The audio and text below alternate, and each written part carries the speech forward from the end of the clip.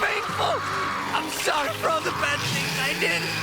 Forgive me. Spider-Man The Animated Series, 1994 to 1998, explored. The iconic 90s animated series is easily one of the best cartoon adaptations of Spider-Man, and there is a significant fan following for the same. The series offers a complex take on Peter Parker's life, and it's known as one of the best comic book adaptations. The show was produced by Marvel Films and TMS Kyokuichi for 5 seasons and 65 episodes, and the only downside of the show was that it ended. So, what is it that makes the show unmatched and remembered fondly? Let's find out. Also, this is just a small reminder that we are your friendly neighborhood cartoon lovers, and your appreciation means the world for us. Do hit the like and subscribe button in case you want to show your support for our work. I'm doing this for Billy as much as for you.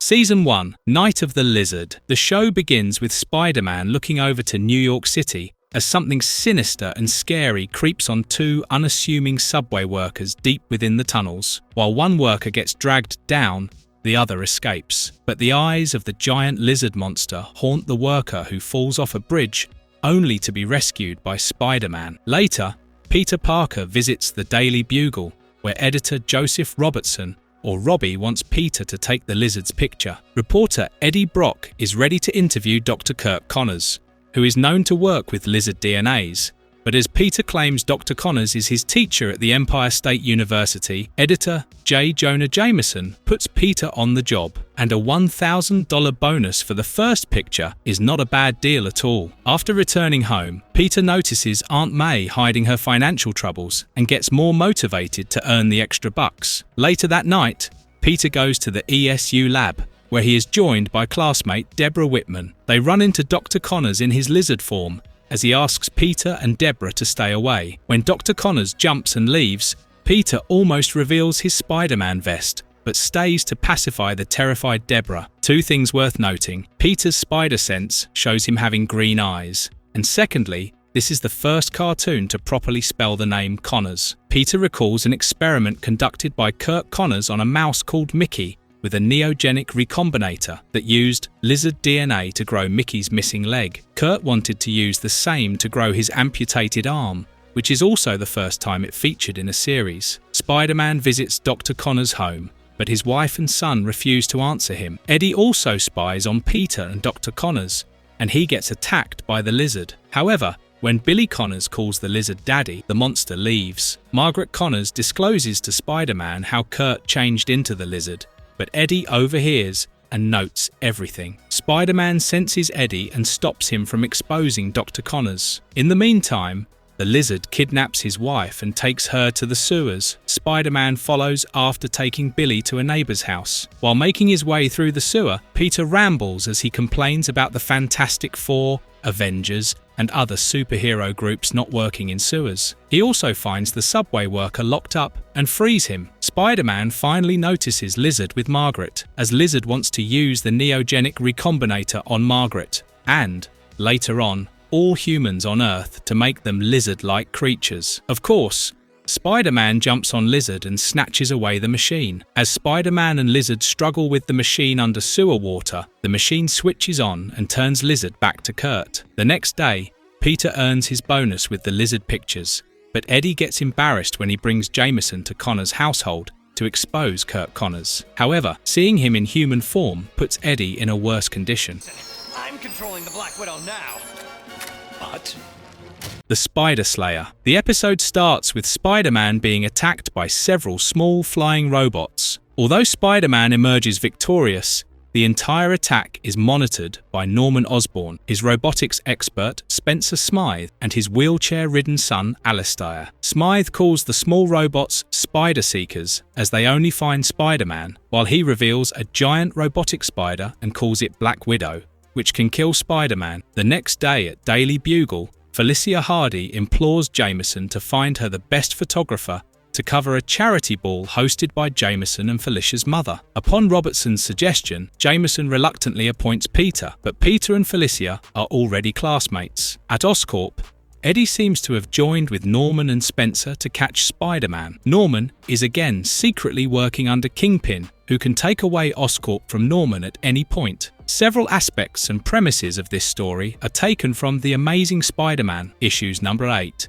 number 25, and 175. However, the episode was later adapted into Spider-Man Adventures issue number 3. During the charity ball, Felicia ditches Flash Thompson to dance with Peter, who comes to the party with Aunt May. Harry Osborn also attends the party, and Flash uses a Spider-Man costume to bully Peter. While Flash blames Peter for taking pictures of Spider-Man, Peter's spider senses tingle as the Black Widow breaks through the roof. Peter rushes to Aunt May and secures her in a room before returning to Spider-Man. A small confrontation with the Black Widow while saving Felicia causes more destruction to knock out Spider-Man, who gets abducted by the robot. But is it the real Spider-Man? The truth is revealed when Eddie goes live to unmask Spider-Man only to find Flash. The real Spider-Man appears before Jameson and Aunt May, assuring them that Eddie's report is false. Peter leaves to save Flash, but before that, masked gunmen appear in the middle of the recording and try to kill Flash. Spider-Man defeats the thugs and fights the Black Widow as Norman releases the Spider-Seeker. When Spider-Man destroys it,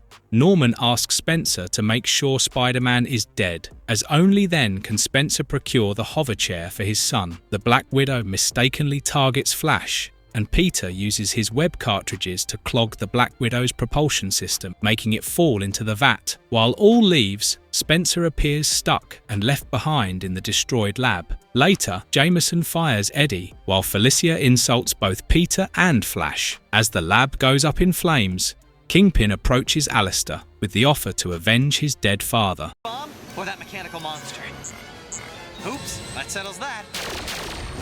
The Return of the Spider Slayers. The story of the robotic spiders or Spider Slayers continues as Peter gets attacked by 2 Spider Slayers on the road. While Spider-Man fights back the Black Widow and the Tarantula, Kingpin and Alistair watch the developments. Kingpin has given Smythe the hover chair. Kingpin asks Smythe to kill Spider-Man, but Alistair has personal plans. During the fight with the Spider Slayers, Peter saves a woman and her son's dog, Trooper, yet he is unsuccessful in evading the Spider Slayers as he gets knocked out by a gas. After Spider-Man is abducted, Alistair calls Jameson to witness the unmasking of Spider-Man, but a vengeful Alistair blames Spider-Man and others for his father's disappearance. Alistair further attaches a ticking time bomb to both of them. Tarantula drops Spider-Man and Jameson on a New York rooftop, but Spider-Man gears up to stop the countdown in 1 hour. At university, Flash flirts with Felicia when the 3 gargantuan Spider Slayers appear and pull Flash away from Felicia. Spider-Man frees Jameson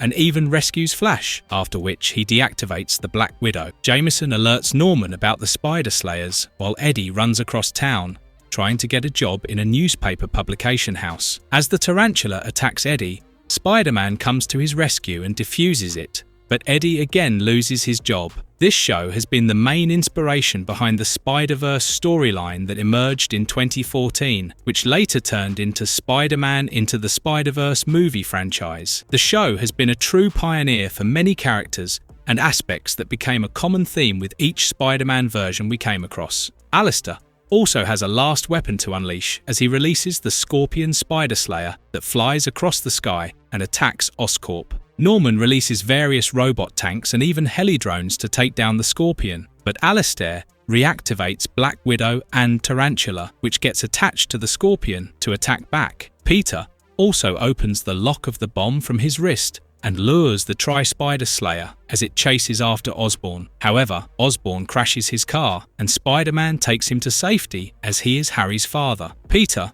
also attaches the bomb to the Tri-Spider Slayer as it blows up. As the mission fails, Kingpin warns Alistair that now he has to work indefinitely for the mob boss. The story ends well for Peter, as Mary Jane appears outside his doorstep for a blind date. I really hate to interrupt a megalomaniac when he's on a roll, but here's web in your eyes. Dr. Octopus, armed and dangerous. It's date night, as Peter Parker arrives at the front gate of Felicia Hardy's mansion. This might feel a bit inconsistent since the last episode ended with the entry of MJ, but Spider Slayer was supposed to be episodes 3 and 4 initially, which premiered out of schedule. Anyway, Felicia meets Peter and goes to bring her jacket when she gets captured by a man with mechanical tentacles. He brings down a part of the wall on Peter, who gets knocked out, and when he comes around, he gets questioned by the FBI, who refuses to believe his words. A ransom note further proves Dr. Otto Octavius is the kidnapper, and Peter recalls meeting the scientist during a science camp when he was only 10 years old. This is the only time in the series that Dr. Octopus appears without sunglasses, and we can see his eyes. More of Dr. Ock's history is shown in a flashback when he tells it to a captive, Felicia. Dr. Ock was ridiculed by his colleague for claiming to conduct a cold fusion in a battery. Felicia's mother,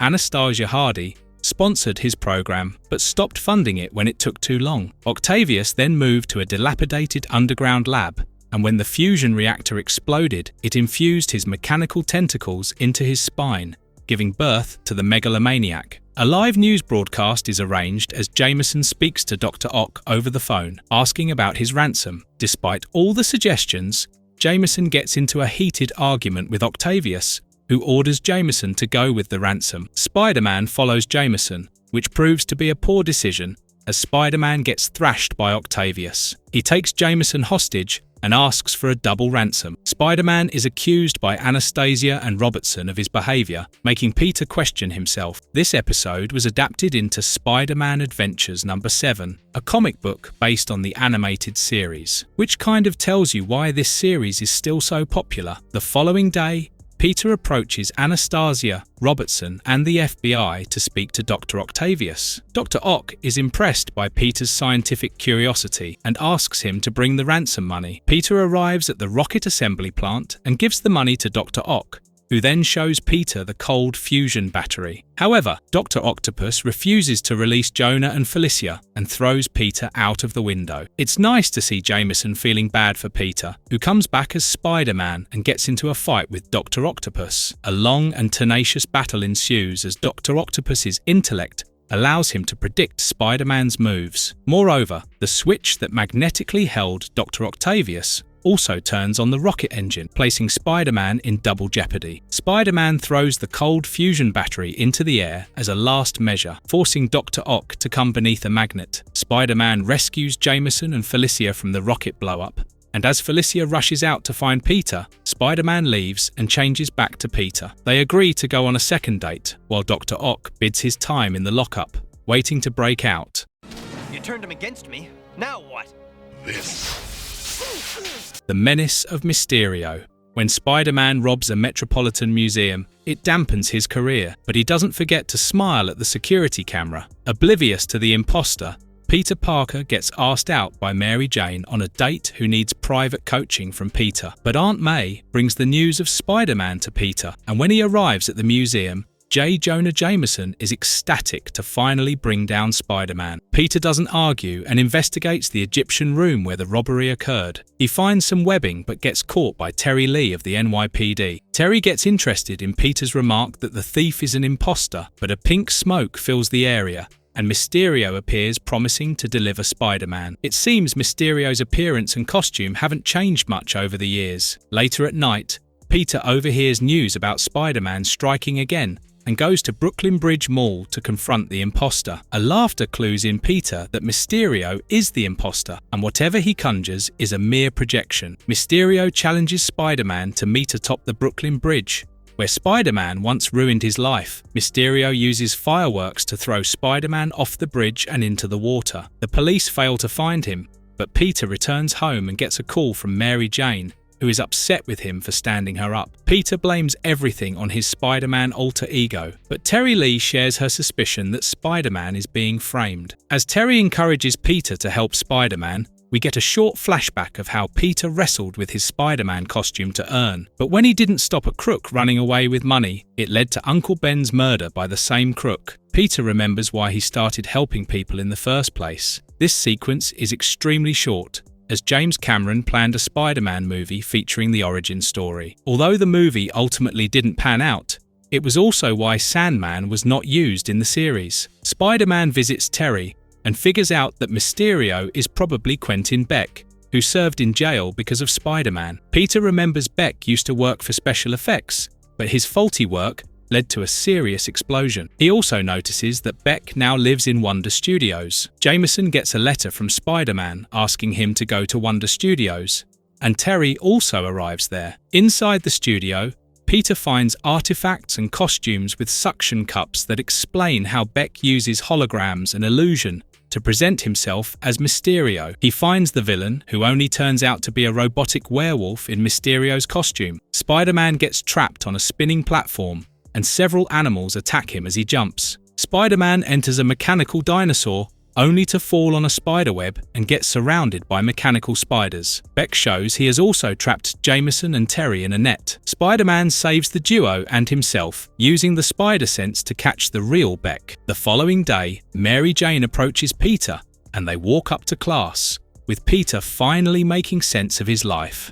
J. Jonah Jameson's on my side? He can't stop me! The Sting of the Scorpion. This is the second episode of the series, but the sixth to be broadcast on Fox. Naturally, it begins with Felicia and Peter hanging out. However, Felicia refuses to date Peter, who gets distracted by a creep following him. Peter leaves Felicia mid-conversation and follows the man, only to find a group of masked robbers. Peter catches the robbers, and the next day, he presents the photos to Daily Bugle. Peter also notices the creeps secretly meeting with Jonah Jameson. Jonah appointed a man called Mac Gargan to tail Peter and find Spider-Man's lair. Dressed as Spider-Man, Peter listens to everything and confronts Jameson and Gargan. Peter also pretends to be angry with himself for taking pictures and threatens Jameson to lay off his case. The threat has an odd effect on Jameson as he gets lost in memories of his wife. This story clarifies why J. Jonah Jameson hates masked people, as his wife Julie was shot dead by a masked gangster who threatened him the same way. In the comics,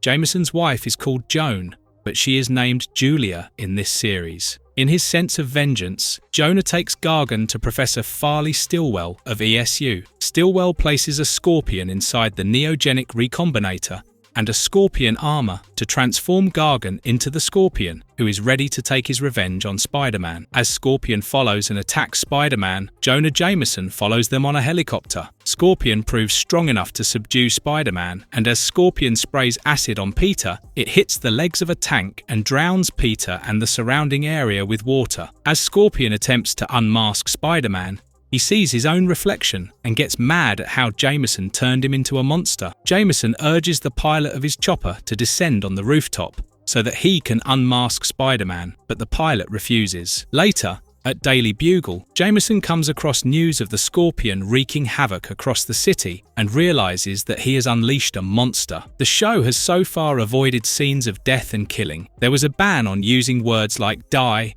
kill, or death, while scenes featuring punches and breaking glass were also prohibited. Jonah tells Robertson how his wife got murdered and goes back to Stillwell, asking him to revert Scorpion to Gargan. This proves an impossible task, and Scorpion breaks into the lab to abduct Jonah. Peter notices the Scorpion heading towards Oscorp's nuclear reactor with Jameson and follows them. A fight between Scorpion and Spider-Man inside the reactor initiates a nuclear meltdown. Spider-Man instructs Jameson to stop it, but each time Scorpion disrupts him, as Scorpion wants the nuclear reaction to turn him back into a human, even though it can obliterate the city. As Scorpion corrodes a part of the console, Spider-Man finally finds a way to electrocute Gargan, while Jameson stops the reaction. Although it changes nothing between Jameson and Peter, at least the friendly neighborhood Spider-Man once again saves the day while Peter gets a date with Felicia. Smoke screen's no match for my spider sense. You're nothing but an animal.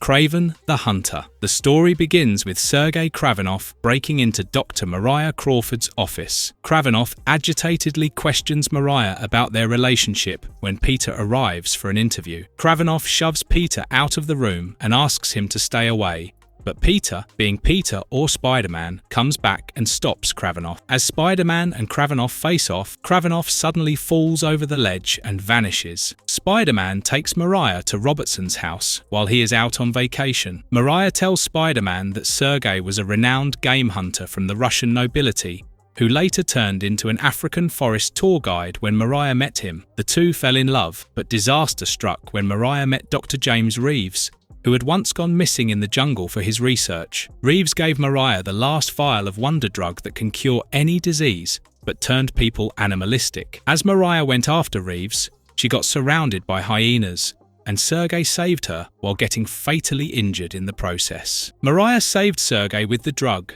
but it made him feral and turned him into Kraven the Hunter. Mariah returned to the US to find a cure, and Kraven followed her. Here, we would like to point out that Mariah Crawford is an original character for the series and is mostly based on the Haitian voodoo priestess Calypso, Kraven's ladylove in the comics. Soon, Mariah leaves, and Robbie returns. He gets attacked by Kraven, who breaks into the apartment to look for Spider-Man. Kraven also finds a piece of paper with Mariah's writing and assumes Robbie is lying, and we feel bad for the clueless Robbie. It is also the only episode in this series that portrays Kraven as a bad guy. Peter leaves to attend another fashion show event where Mary Jane walks the stage in an animal print costume. Felicia also appears at the event and greets Peter. It seems our boy has both hands full, but unfortunately, Kraven has sniffed out Spider-Man and crashed the event. Spider-Man almost defeats Kraven, who warns that Robbie is held hostage. Spider-Man looks for Mariah, but every time,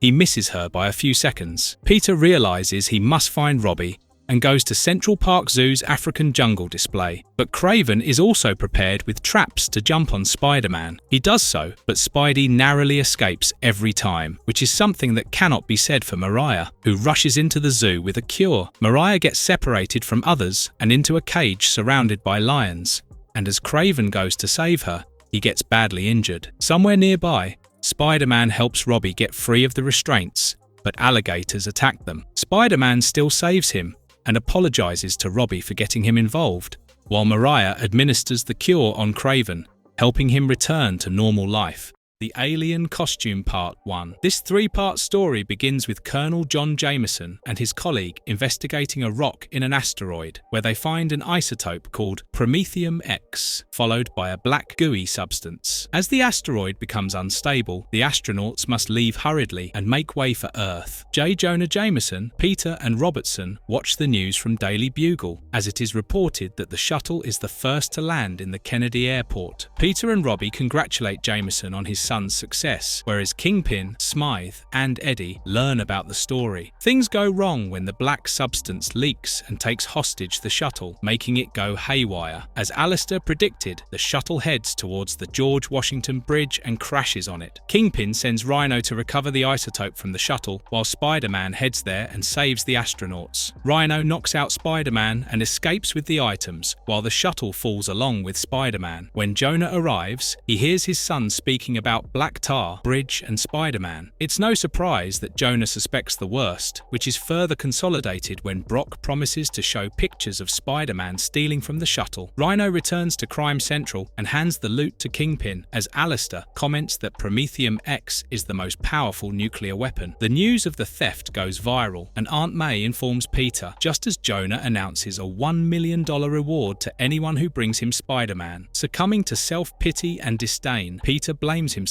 and stows away his costume in the cupboard. At night, the black ooze from the costume creeps in and takes over Peter as he experiences a nightmare. In the dream, Peter is chased by the gigantic black goo, yet Spider-Man comes to his rescue. The black goo still emerges victorious. As Peter wakes up, he finds himself on a rooftop with his suit now all black. The alien suit gives Peter more agility and strength as it augments his powers. The shape-shifting costume enables Peter to dress up as the guy from Aerosmith, referring to Joe Perry from Aerosmith, who composed the catchy theme song. Peter also finds that an alien suit can take any form or style to camouflage. However, a striking change in Peter's personality can be observed as he behaves rudely with Flash and Aunt May. On the other hand, Alistair notes that he still needs Lydium-90 control rods to exhibit the power of the isotope, and Kingpin appoints Rhino again to get the items from a high-security government facility. Pete gets a signal from the spider tracer he had put on Rhino and goes to confront him. However, when Spider-Man is about to brutally kill him, Rhino asks him to stop. This reminds Peter of how he behaved with his close ones, as the episode ends with a cliffhanger. The Alien Costume Part 2. At the beginning of the episode, we find Peter in the black costume being chased by police helicopters to earn the promised $1 million.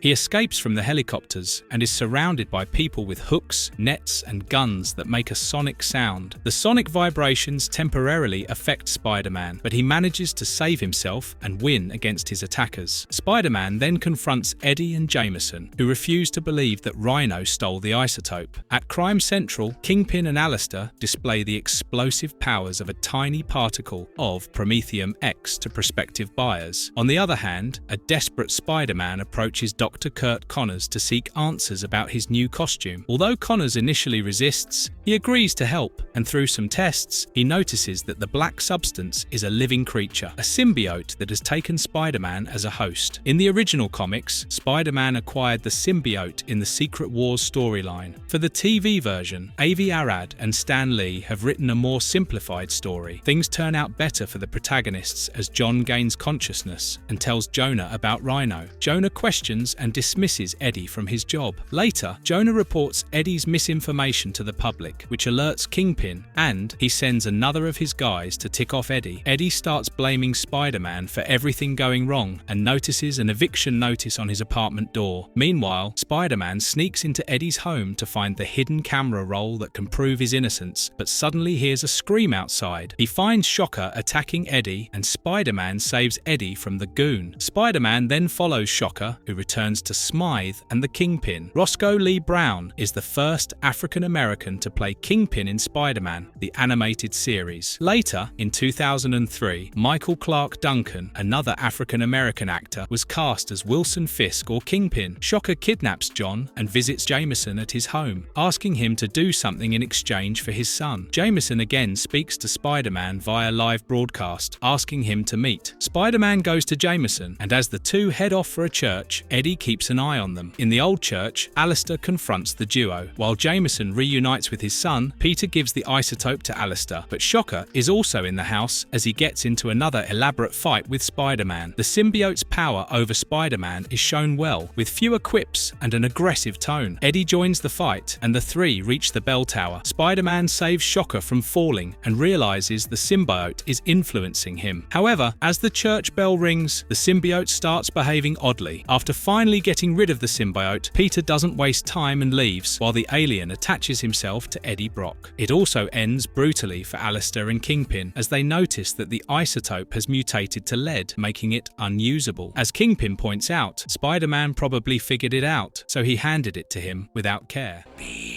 Mine isn't.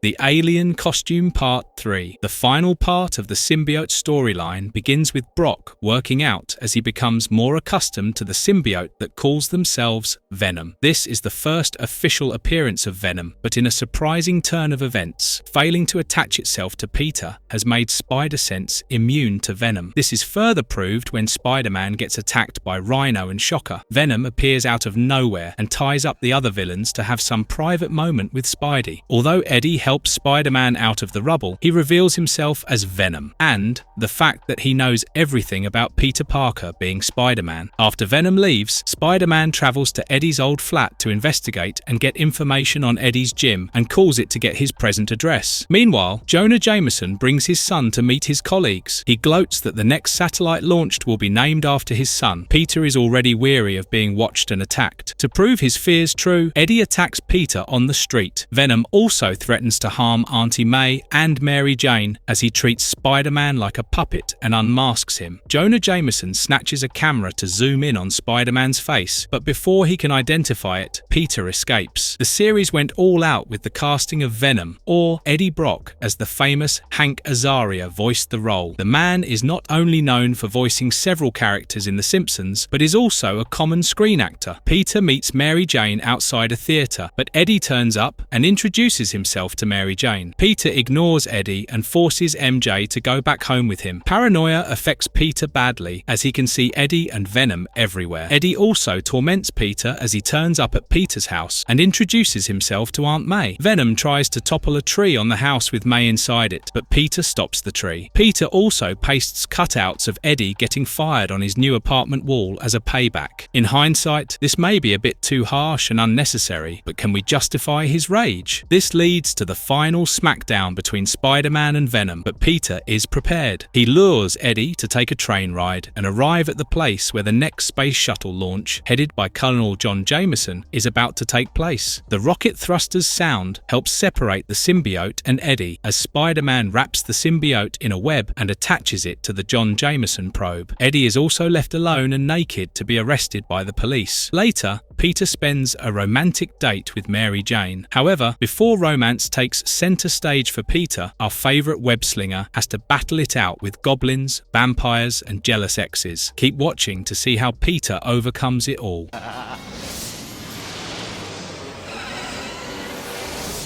The Hobgoblin, Part 1. The story of the Hobgoblin begins with a bald man putting on the Hobgoblin mask and exiting a building on his jet glider. In the next scene, we see Harry Osborn convincing Peter to be his roommate since Peter is good at his studies and it will impress Harry's industrialist father, Norman Osborn. Next, Peter takes photos for the Daily Bugle as Norman invites Wilson Fisk, aka Kingpin, to inaugurate the Fisk School of Criminology. While Robbie and Jameson attend the event, the Hobgoblin suddenly attacks Kingpin and Peter saves him. Peter returns as Spider-Man to go after the Hobgoblin as he hangs onto the glider. However, Peter has to let go as he is about to collide with a plane. The Hobgoblin also meets with Norman Osborn, who had contracted him to kill Fisk. However, Norman is furious at the failure and refuses to pay up. Hobgoblin then goes to Fisk himself and offers to reveal the name of his contractor, and Fisk hires him. Meanwhile, Peter and Aunt May discuss his plans to move out, and May encourages him, although she seems sad about it. When Peter moves in with Harry, there is already a party, and even Mary Jane is attending. Showrunner John Semper hated Hobgoblin and this episode, as he wanted to introduce the Goblin instead. This was not possible, as originally Martin Pascoe was roped in as the story editor who had changed the order, and the Hobgoblin action figure had already been created. So Avi Arad overrode Semper and went along with the initial plan. Now, back to our main plot. Kingpin and Smith help Hobgoblin with some modifications on his glider before he leaves to kidnap Harry. Peter wakes up with a call about Aunt May visiting, but his panic changes to distress as his spider sense tingles. Hobgoblin makes a grand entrance with pumpkin bombs that release gas and allow him to kidnap Osborn Jr., whereas Aunt May falls unconscious due to the gas. Honestly, we agree with Semper, as watching Norman being the Green Goblin would surely have been a tad bit better. Peter takes May to the hospital, and it's reported that she had a seizure. When Mary Jane visits, Peter asks her to keep a watch, and he leaves to contact Norman. Speaking of Norman, Kingpin is not yet ready to pay Hobgoblin as he needs more tasks done. Kingpin contacts Norman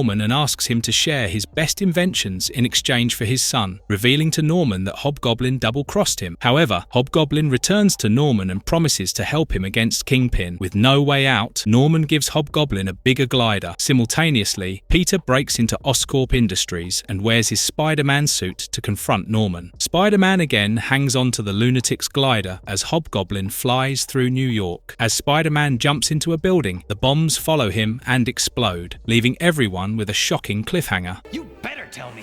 It's personal for me. The Hobgoblin, Part 2. Spider-Man manages to evade the explosions, but the Hobgoblin is still hard on his tail as he continues to bombard Spider-Man. Ultimately, Spidey has to save himself by escaping into a tunnel. Peter returns to the hospital, thanks Mary Jane, and promises to an unconscious May that he will get revenge. As Spider-Man, he visits Norman and asks about his plans to stop the maniac. Norman assures that he will handle the situation by midnight, but that might be difficult, as the double-crossing Hobgoblin now visits Kingpin in his office for a pay-up. Kingpin is, however, well aware of the betrayals. At this point, we are unsure how often Hobgoblin has double-crossed Kingpin and Norman. It looks foolish, but Hobgoblin uses explosives and his new glider to destroy Kingpin's den and usurp his chair. As Kingpin and Alistair run to escape, Hobgoblin seemingly blows them off. After this, Hobgoblin brings Harry down from his confinement and calls Norman to threaten him with giving up Oscorp. However, it's unsurprising when Kingpin and Alistair turn up in front of Norman, who is alive. They mention a secret escape route and plan to work together to eliminate the Hobgoblin as Norman decides to use Spider-Man for the job. Mark Hamill voices Hobgoblin in this series, but it's not the first time he has played a maniacal character, as he also voiced Joker in Batman The Animated Series in 1992. Norman shows Spider-Man the secret way to Crime Central, and he finally arrives where Hobgoblin is enjoying his authority over the criminal world. S.H.I.E.L.D. The two face off, and Peter finally finds Harry inside the glass container. As Hobgoblin escapes, Peter also leaves with the unconscious Harry. Kingpin and Alistair arrive in their helicopter and order Alistair to blow up the elevator. Spider-Man still escapes the blasts and takes Harry back to his father. Spider-Man probes Norman about his involvement with the Hobgoblin and his role as a father, to which Norman shares his regrets about not prioritizing his son. Norman was considered to be the man behind the Hobgoblin's mask, but thanks to Stan Lee, the idea was scrapped. When the Hobgoblin returns to get his revenge, Norman steps in to save his son. After another round of cat-and-mouse chases across rooftops, the Hobgoblin flies out of control and crashes into the Hudson, seemingly killing him. Peter also returns to the hospital, but gets an earful from the doctor for being absent. However, it ends well when Aunt May wakes up, and Peter and Mary Jane decide to stay with their respective aunts.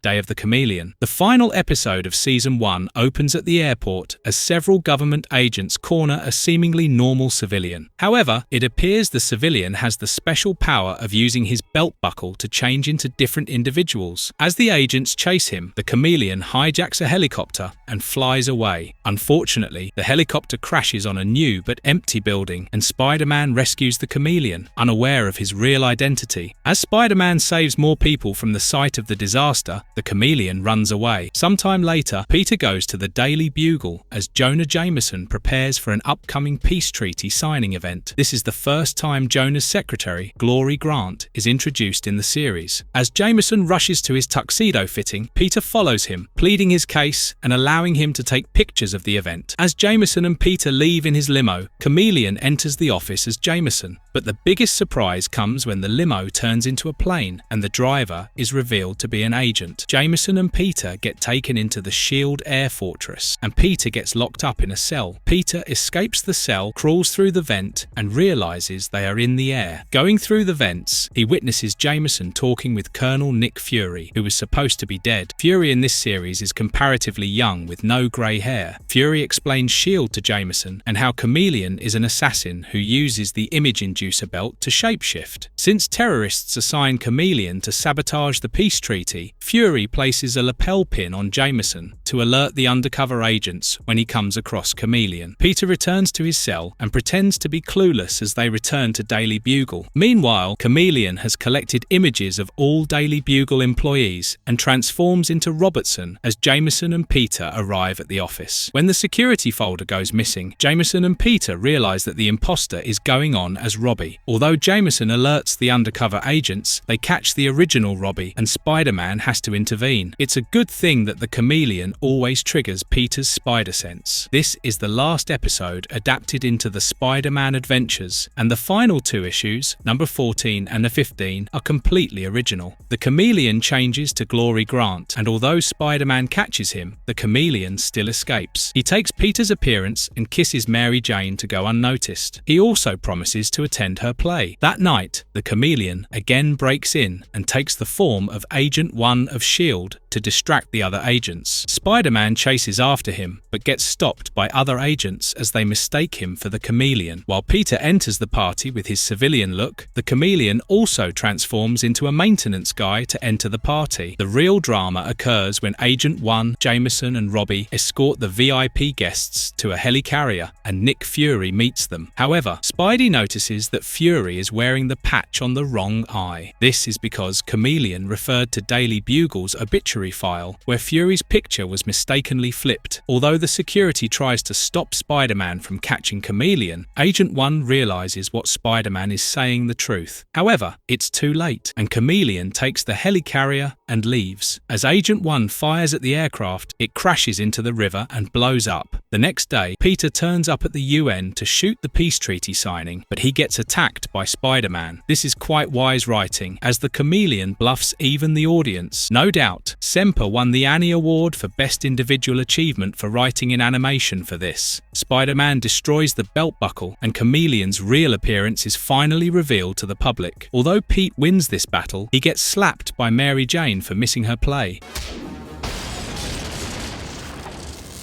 Season 2, Neogenic Nightmare. Chapter 1, The Insidious Six. The second season begins with Peter Parker ruminating about his past dates with Felicia and Mary Jane when he suddenly finds his Spider-Man powers fluctuating. This couldn't have happened at a more wrong time, as crime lords of New York sit for a roundtable conference with Kingpin presiding over Silverman, the Owl, Hammerhead, and others. Silvermane blames Kingpin for the crime cartel losing money because of him and tries to restrain him. Kingpin easily snaps out of the bindings and assures that he plans to take out Spider-Man for good. The notorious plan starts with a mechanical spider breaking into the prison and reaching the Chameleon, who finds a phone and instructions. The Chameleon breaks out and frees Gargan, Shocker, Beck, Rhino, and Dr. Octopus. A helicopter takes them to a warehouse where Kingpin and Alistair meet them. Kingpin calls them the Insidious Six. Kingpin uses a robot Spider-Man to demonstrate how the Six can work together to kill the hero, and everybody agrees. In the comics, the Insidious Six are known as Sinister Six, and the Fox Kids network mandated the name change because they thought Sinister was too menacing for children. But think about it. We have a horror movie called Insidious, so we wonder what the network is going for. After almost losing his powers, Peter returns home and sleeps for almost 2 days. He wakes up refreshed with his powers back, but still arrives late for Kirk Connor's class. Dr. Connors informs the student that the Toomey's Foundation might be funding ESU to continue the neogenics research. As Connors challenges the students to create the best neogenics experiment, a sinister-looking student called Michael Morbius takes up the offer. Later, Felicia asks Peter to accompany her to the Hardy Foundation's opening of a science center. Flash approaches them and informs Peter that Jameson has shown evidence of Spider-Man aiding the Insidious Six. The story for this episode is based on The Amazing Spider-Man, Volume 1, Annual Issue Number 1, but the original members of the Six include Dr. Octopus as the head, the Vulture, Sandman, Electro, Mysterio, and Kraven the Hunter. Spider-Man appears before the crime scene and confronts Rhino as he gets attacked by the other members of the Insidious Six. However, with Dr. Ock and Scorpion getting into a fight themselves, the whole team gets uncoordinated. On the other hand, with his powers dwindling, Peter has to quickly escape by a subway train. He seeks Kirk Connor's help and recalls his origin. A flashback shows how neogenic research affected a spider with radioactive rays that ultimately bitten Peter. Connors also notes that Spider-Man's DNA might be mutated permanently, causing him to lose his powers. The Insidious Six start looking for Spider-Man, whereas Felicia gets upset with Peter for missing the date. When a guy tries to rob Felicia, Morbius comes to her aid, and she takes him to the opening instead. On the other hand, Dr. Ock arrives at Peter's house and takes Aunt May to a fake clinic on a false pretext, while leaving a letter for Peter to call Spider-Man. As Peter sees the letter, he heads to the rendezvous place, powerless, but in a Spider-Man costume, where the Insidious Six surround him. As the episode ends on this note, let's see how Peter manages to overcome this predicament.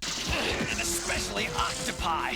What the distance? Neogenic Nightmare. Chapter 2, Battle of the Insidious Six. As Aunt May waits in the clinic, Spider-Man gets a treatment from Dr. Octopus and the rest, but of a different kind. He eventually gets caught as his powers fail him, while Silvermane calls Kingpin to discredit him. However, Kingpin shows the footage of Spider-Man being caught by the Insidious Six. Yet the mirth doesn't last long, as after unmasking Peter, Dr. Ock is convinced that Peter has come instead of the real Spider-Man. Peter's loss of Spider-Man powers weirdly works out for him, as nobody believes him to be the real deal. Peter plays along and pretends to be in recovery as Aunt May visits him. Dr. Octopus then escorts her to the taxi. No wonder Aunt May had a soft spot for Doc and almost married him in the comics. Kingpin's failure allows Silvermane to rally the others to overthrow Kingpin, but Wilson Fisk is already one step ahead. He sends the Insidious Six to run a mission to capture Silvermane. This required Chameleon to break in as Hammerhead, while Rhino, Scorpion, and Shocker burst through the building. Appearing as Silvermane, Chameleon calls off the attack on Crime Central, while the real one gets taken to Kingpin's private chopper. The studio initially planned to rope in Martin Pascoe, the story editor for Batman, the Animated Series. However, after negotiations, Stan Lee appointed John Semper to lead the production. Sometime later, Peter and Dr. Octopus meet with the other members on a rooftop, where Peter claims Spider-Man will come to meet him. Peter had also nicked some of Mysterio's holocubes and now uses them to distract the Six. He pretends to, falls over, and returns as the real Spider-Man. Spidey's powers seem to be back, as he can now fight back. Meanwhile, Kingpin shows Silvermane the fight and attempts to take over his share. As Kingpin lowers Silvermane from the helicopter, Spider-Man rescues Silvermane, assuming he is just an old man. Spider-Man turns the Insidious Six against each other with his wit and humour. It surely is entertaining to watch Spidey make a fool of others, and this was something the creative team decided upon, as they did not want the show to be extremely dark like Batman or depressing at all. When Rhino catches him, Spider-Man pretends to be Chameleon and makes him attack Shocker. Moreover, he throws Shocker into a tank of water, forcing his suit to explode, and Shocker jumps out naked from the tank. Spider-Man also ensures the acid from Scorpion's tail damages Kingpin's helicopter, forcing it to retreat. Ultimately, it's Shocker versus Dr. Octopus that enables Spider-Man to escape and help Silvermane down the chimney. Although Felicia is now with Morbius, Mary Jane greets Peter at his house. The Insidious Six breaks up, while bad news awaits Spider-Man, as Dr. Connors notes that Spider-Man continuously goes through mutations. Chapter 3: Hydroman. There's a new thief in New York, and once again, Daily Bugle has blamed Spider-Man for it. As Spider-Man reads through the article, he hears the sound of an alarm from a local aquarium. In the aquarium, a sinister figure steals a pearl as the guards sound the alarm. Spider-Man notices the thief and goes after him, but falls into a water tank where eels bite his web cartridges, making his web shooters explode underwater. While the guards assume Spidey is the thief, the real thief escapes. Later, Peter meets Mary Jane at a coffee shop and senses she is afraid to be close to him. Mary Jane suddenly gets a call from her ex-boyfriend, Maury Bench. As Maury asks her to meet up, Mary Jane gets scared and leaves immediately. Peter tries to stop her, but she refuses to listen while Maury monitors them. At Hotel Seville, Maury gifts the stolen pearl necklace to Mary Jane and asks her to get back together. When she refuses, Maury reminds Mary Jane of how her father left her. While a toxic relationship is indicated, John Semper and James Krieg also added instances of stalking that were considered unacceptable by the broadcast standards and practices. Spider-Man witnesses everything and is surprised when Maury vanishes immediately and appears in the park beside Mary Jane. Maury tries to forcefully take Mary Jane with him, and Spidey intervenes when it's finally revealed that Maury is the Hydroman. Maury can turn liquid and control all the water in his vicinity, which makes him assume he is more powerful than Spider-Man. A misconception that would soon be resolved, but at least it's clear that Hydroman is used as a rather sad alternative for Sandman. Spider-Man and Hydroman get into a fight, and when Hydroman traps Spidey in a tank full of water, Peter blasts through the side of the tank to escape. He picks up Mary Jane on the way, and while she doesn't appreciate the waist grabbing, she confesses about her past relationship with Maury, but is unaware of how he got the powers. Spider-Man gives her a tracer, and later at night, he goes to the ESU lab to prepare a new coagulating web fluid. The next day, Peter visits the cafe, and MJ's friend Liz Allen gives her address to Peter. Hydroman also reads Liz's ID to abduct Mary Jane. As Hydroman drowns MJ in the river, the tracer falls off. Hydroman brings Mary Jane to a pumping station where he has also stacked up his loot. He explains how he was sent to the Navy, and during an accidental drowning, a chemical from beneath the earth changed him forever. Spider-Man also arrives at the place, and his new web fluid temporarily freezes Maury like concrete, but it leaks, and Hydroman attacks back. During the brawl, MJ escapes from one of the pipes and arrives at a paper factory. Hydroman follows her, and MJ applies different tactics to stall him. Eventually, they reach the rooftop, and Spider-Man rejoins them. He explains to Hydroman that MJ lured him away from water, and consequently, Hydroman evaporates into the air. However, as Peter and MJ go on their date, it rains on Coney Island. Neogenic Nightmare. Chapter 4: The Mutant Agenda. Spider-Man decides to consult Professor Charles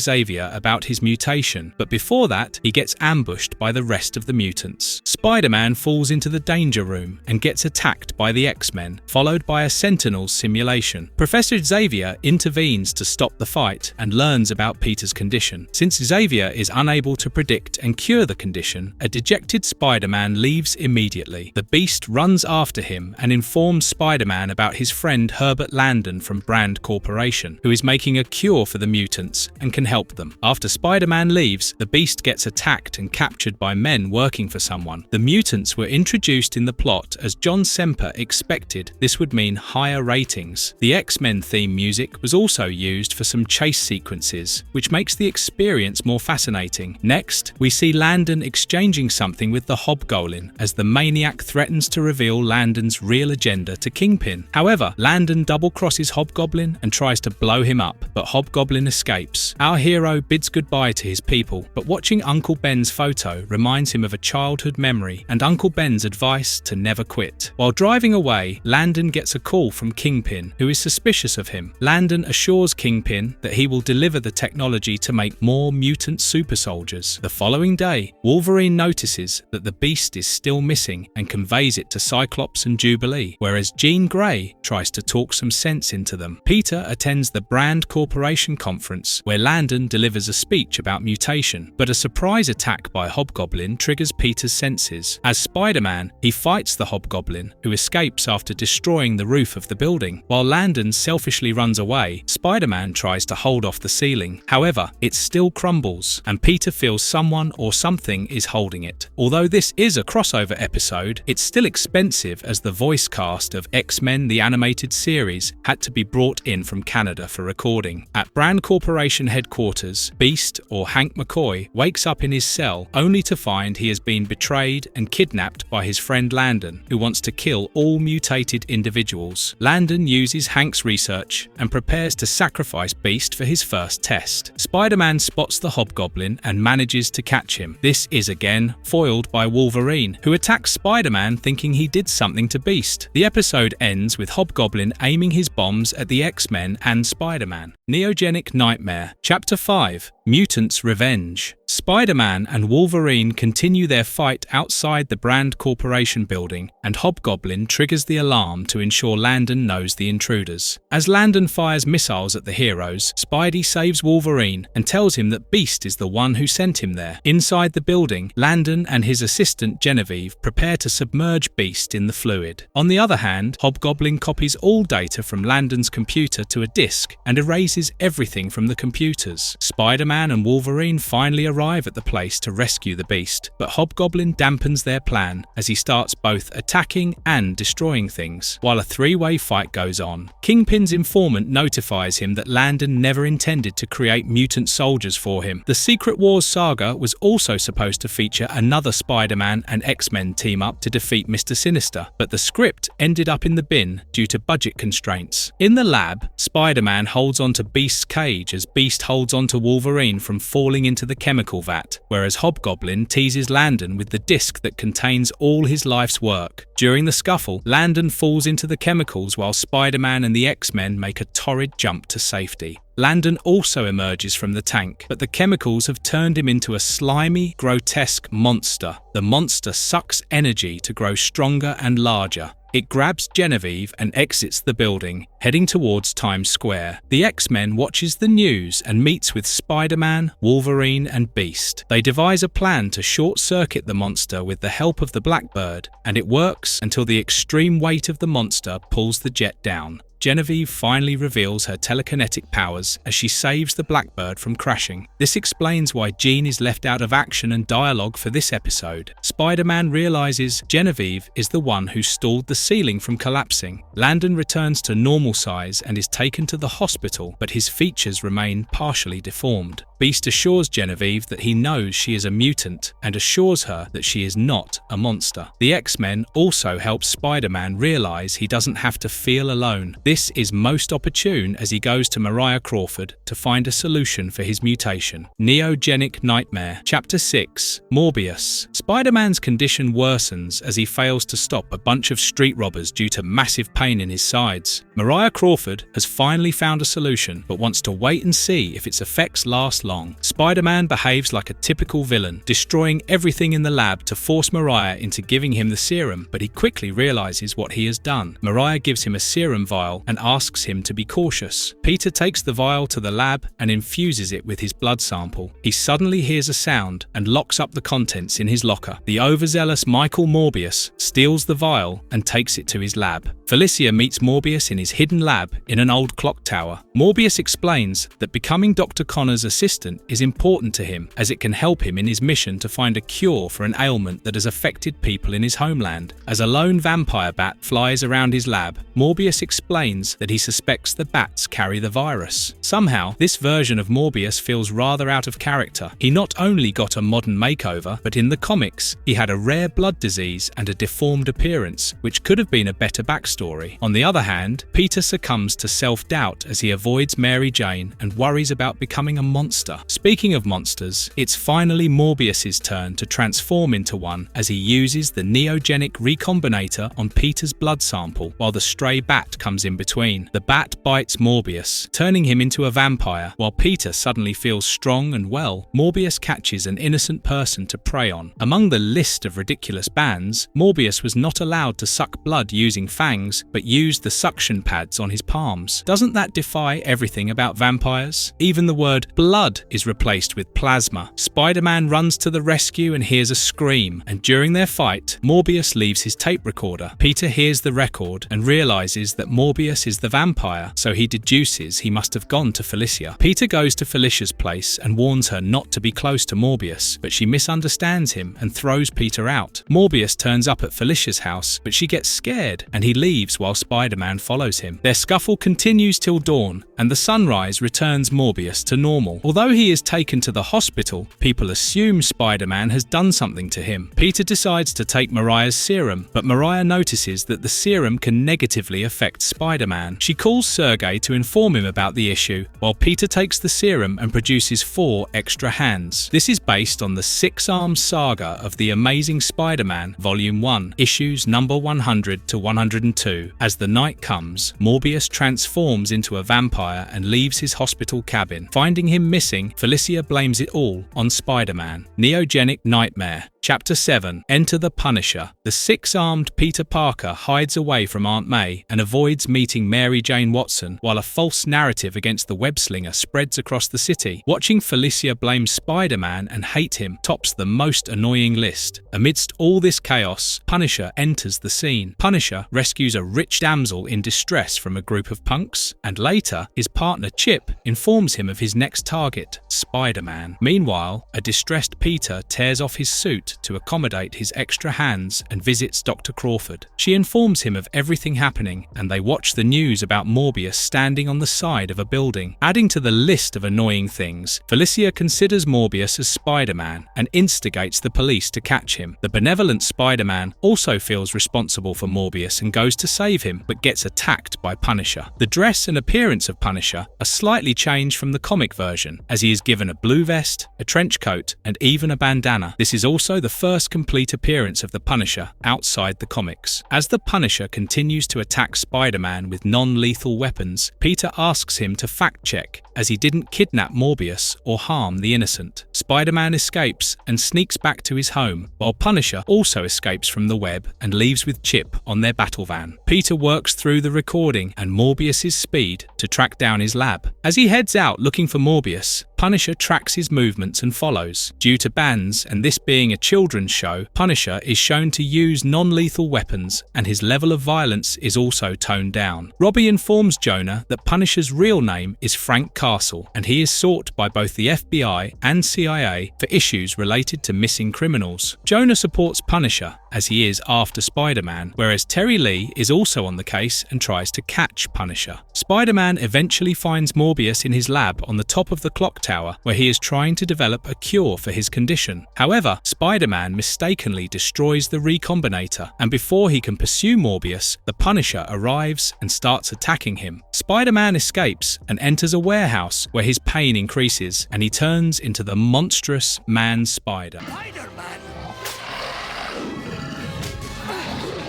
Neogenic Nightmare. Chapter 8. Duel of the Hunters. The Man-Spider attacks the Punisher with his acidic spit, and their fight sets fire to the warehouse. Punisher remotely calls his battle van to escape the scene, whereas Man-Spider exits the premises. Later, witnesses tell the police about the monster, and Terry Lee puts an APB on Spider-Man. Mariah Crawford watches the news and tells Sergei about Spider-Man's transformation. She also pleads for him to come to New York. Somewhere else, Punisher gears up to take on the monster and refuses to listen to Chip. As Punisher predicts, Man-Spider crawls into a subway with the daylight. With Peter missing, May and MJ prepare to go to the police to lodge a complaint. Sergei also arrives in New York as Mariah requests him to administer a cure to Spider-Man. In the comics, the Man-Spider outcome was not due to the six-arm mutation, but something caused by a mutant called Brainchild. The monster enters ESU at night and finds the Recombinator. The sound alerts Deborah Whitman, who notices the monster and runs out, only to run into Flash Thompson. They get into a nerd versus jock banter, which is one of the more interesting things to watch. Deborah forces the Spider-Man fan Flash to escort her back to the lab, but Man-Spider has left the room by now. Morbius too laments being a vampire and wants to cure himself of the sickness to get back with Felicia. He arrives at ESU to find help and even spots Deborah and Flash arguing. Now, coming back to Man-Spider, he mistakes a redhead girl for Mary Jane and approaches her, but the girl screams in horror. At this moment,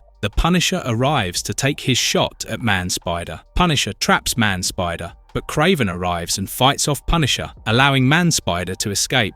During the brawl, Kraven tries to drive some sense into Punisher, but he traps Kraven in a net and leaves. Meanwhile, Morbius approaches Deborah and she screams in horror. Flash comes to her rescue, but Morbius sucks his plasma. Man-Spider also arrives and fights with Morbius, who escapes yet again, while Deborah sounds the alarm as she assumes Man-Spider has attacked Flash. Man-Spider goes back to Mary Jane's house, where Mary Jane calls Harry Osborn to get some information about Peter. Mary Jane gets afraid to see Man-Spider, and as Harry goes to fight it, Man-Spider knocks him out. Finally, it's Man-Spider versus Punisher.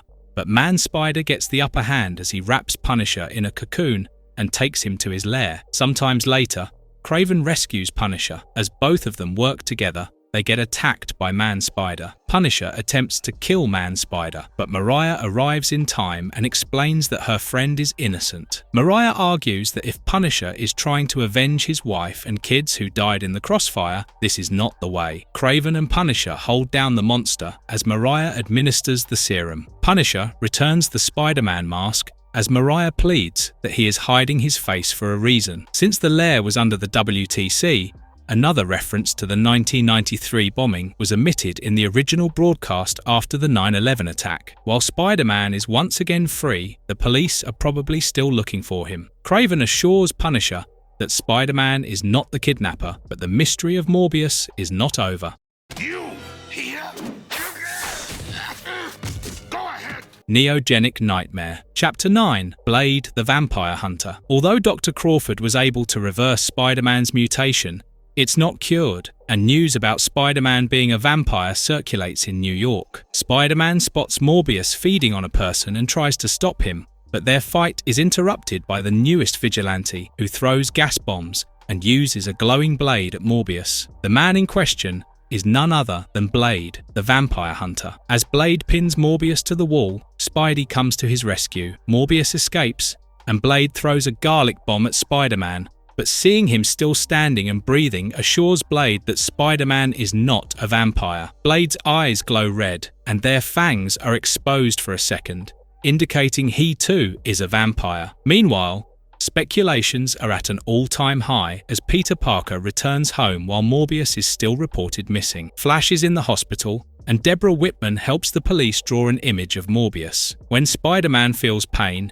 he goes to Connor's lab, and a recombinator rays eases the pain. However, it has to be done daily. John Semper introduced Blade as he wanted an African-American character in the show. What's more, Semper's script led Blade to be released in 1998, since Avi Arad gave it to screenwriter, producer, and director David S. Goyer. Connors further informs Spider-Man that his Neogenics lab might shut down unless they get the Toomey's Foundation grant. While leaving ESU, Spider-Man again spots Morbius and asks him to control his bloodlust. Blade appears simultaneously, and Morbius escapes again, but not before consuming some of Peter's blood. As Blade confronts and fights Spider-Man again, Spidey places a spider tracer on Blade's bike. Blade's look was inspired by the Night Stalkers comic books. Spider-Man gets weak and decides he needs help to defeat Morbius. He goes to Blade's hideout and discusses the issues with his mentor, Abraham Whistler. As Spider-Man and Blade are almost at each other's throats,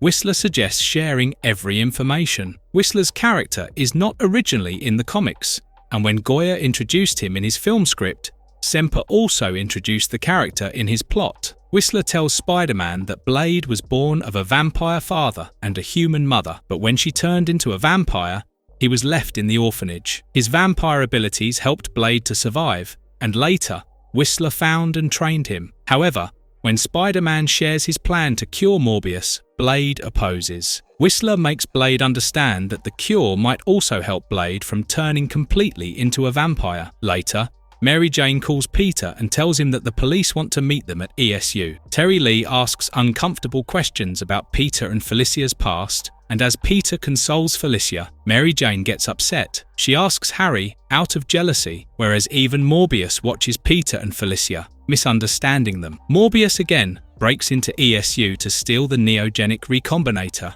and is confronted by Blade. However, when Morbius almost kills Blade, Spider-Man rescues him. Spider-Man also infused a little garlic into his web fluid to capture Morbius, which worked temporarily well. As Morbius flees with the recombinator, Blade and Spider-Man start their hunt to find him. How about a blast of solar radiation? Instant high! Neogenic Nightmare. Chapter 10. The Immortal Vampire. Spider-Man and Blade track Morbius and end up in the warehouse of a company that produces a chip that needs to work with the recombinator. Terry Lee also spots Spider-Man and Blade as she decides to follow them. However, once again, Blade tries to kill Morbius at the warehouse and Spider-Man has a hard time saving them from each other. The situation turns worse when Terry appears at the scene and faces Morbius, who takes her as a hostage to escape. However, Morbius drops her before leaving, and Blade catches her while Spider-Man continues pursuing Morbius. Terry tries to arrest Blade for questioning, but he leaves, ignoring her. The shortage of web shooters makes Spider-Man abandon his search, and he returns to meet Blade. Terry also tracks Blade and Spider-Man down to the theater, where Blade has his hideout. Whistler explains vampires to Terry, and shows her a force field gun that can incapacitate a vampire. Here's something interesting. The show was also not allowed to use the words radioactive and birthed neogenic. It's an irony that the theme song uses radioactive prominently. Blade again succumbs to pain, and Whistler gives him a serum that prevents him from turning into a vampire. Reaching home, Peter's spider sense tinkles as he finds Morbius rummaging through his stuff for neogenic blood. He realizes that Morbius will keep coming back. Morbius then terrorizes Robbie and Jameson at the Daily Bugle to find Peter, and then leaves. When Peter arrives, Jameson berates him about everything, but Peter seeks his van as a favor. The last few episodes were so good, we wonder why they weren't ever made into a movie. Back at the theater, Terry finds a picture of Blade's missing mother, and when Peter arrives, she vouches for him in front of Blade, noting that he is a friend of Spider-Man. Peter, Terry, Blade, and Whistler devise a plan as they reach his house with the van. Mary Jane confronts Peter about his relationship with Felicia. Peter lies as his spider senses kick in. As soon as an upset Mary Jane leaves, Morbius attacks Peter, and the trio in the van attacks Morbius with the force field. However, the plan is ruined when Aunt May appears, and Morbius takes her hostage and leaves. Later, Terry is upset about what happened with May, while Blade considers May a sacrifice in war. Yet Terry and Blade reconcile to share a kiss. Spider-Man witnesses this, and gets angry that Blade let Aunt May get kidnapped, and Blade blames him instead. Both eventually decide to work alone. Spider-Man stands guard opposite Felicia's building and gets more disheartened to see Mary Jane and Harry share a kiss in the streets. While distracted, Morbius abducts Felicia and takes her to the docks, where she realizes he is responsible for the plasma plague. Blade and Terry's arrival alerts Morbius, and as Blade is about to kill him, Terry stops Blade. Spider-Man also jumps in, and before the misunderstanding is cleared, Morbius activates the neogenic recombinator to turn Felicia into a vampire. As Felicia refuses to be a monster like him, he stops. But the recombinator almost reaches Felicia, and Morbius comes in between, transforming into a beast-like Nosferatu. Morbius flies away and goes to a cave to sleep in, as he remembers the time with Felicia. Back in the dock, the recombinator rays almost reach Aunt May, and Spider-Man saves her. He returns Aunt May to her home and asks her to rest. Back in the dock, Even Terry and Blade share a kiss before Blade leaves. I'm getting sick of you. Neogenic Nightmare. Chapter 11. Tablet of Time. Explorers find the Table of Time inside an ancient Toltec pyramid in Mexico. As soon as J3 Communications reports it, buyers and crime lords like Kingpin and Silvermane become alert to gain it into their possessions. Dr. Kurt Connors is further assigned to study it and claims that the tablet may have abilities to grant eternal life. Peter also sees the news and realizes there will be attempts to steal it. As expected, a group of thugs led by Hammerhead attempts to steal the cargo holding the Tablet of Time, and Spider-Man intervenes. As Hammerhead rams into the cargo, it is revealed that his skull is reinforced with adamantium, the strong fictional element found in the Marvel Universe. Spider-Man saves the Tablet of Time and is hailed by the archaeologists, while Hammerhead gets an earful from Silvermane, who is the one to appoint Hammerhead to the job. After Hammerhead leaves, Silvermane's daughter approaches him, but we can't see her face, and Silvermane shares the story of how people of Toltec would race up the pyramid and the winner's youth would be restored with the tablet. Silvermane wants to use it to regain his youth. On the other hand, Kingpin's wife, Vanessa Fisk, urges him to leave the criminal life when a sudden visitor appears. Hammerhead reveals to Kingpin about Silvermane's plans and motivations for stealing the tablet. At ESU, Deborah runs into her friend Alyssa Silver, who wants to speak with Kurt Connors. Our ship has sailed, as Deborah leaving in Flash's car makes perfect sense. Connors shows the tablet to Spider-Man and how UV light hitting the tablet makes flowers wither, but it might also make people younger and cure Spidey's mutation. A gigantic robot breaks into the lab to steal the tablet. Its laser attack reverts Kurt Connors' hand to that of the lizard, but vanishes a few moments later. As Spider-Man grabs the tablet and runs for it, the robot follows. The robot is revealed to be Mega Slayer, created and remotely handled by Alistair Smythe. Spider-Man and the Mega Slayer wrestle, and ultimately, the Mega Slayer obtains it. However,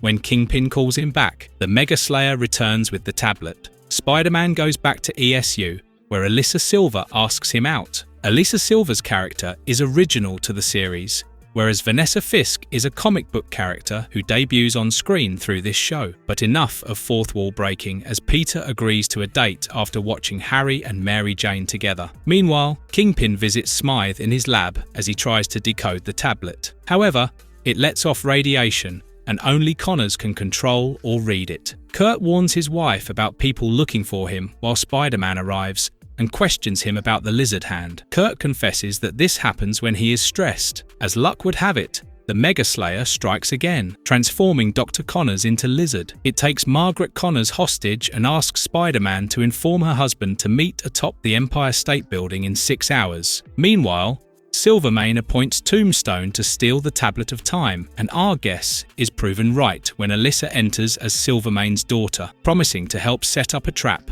While Kingpin and Smith face various difficulties in controlling the power, Vanessa gets kidnapped from her limo. Spider-Man eventually finds Dr. Connors and brings him back to the lab to return him to normal. While he succeeds, tension arises as Tombstone arrives to take Kurt Connors. Come on, is that the best you can do?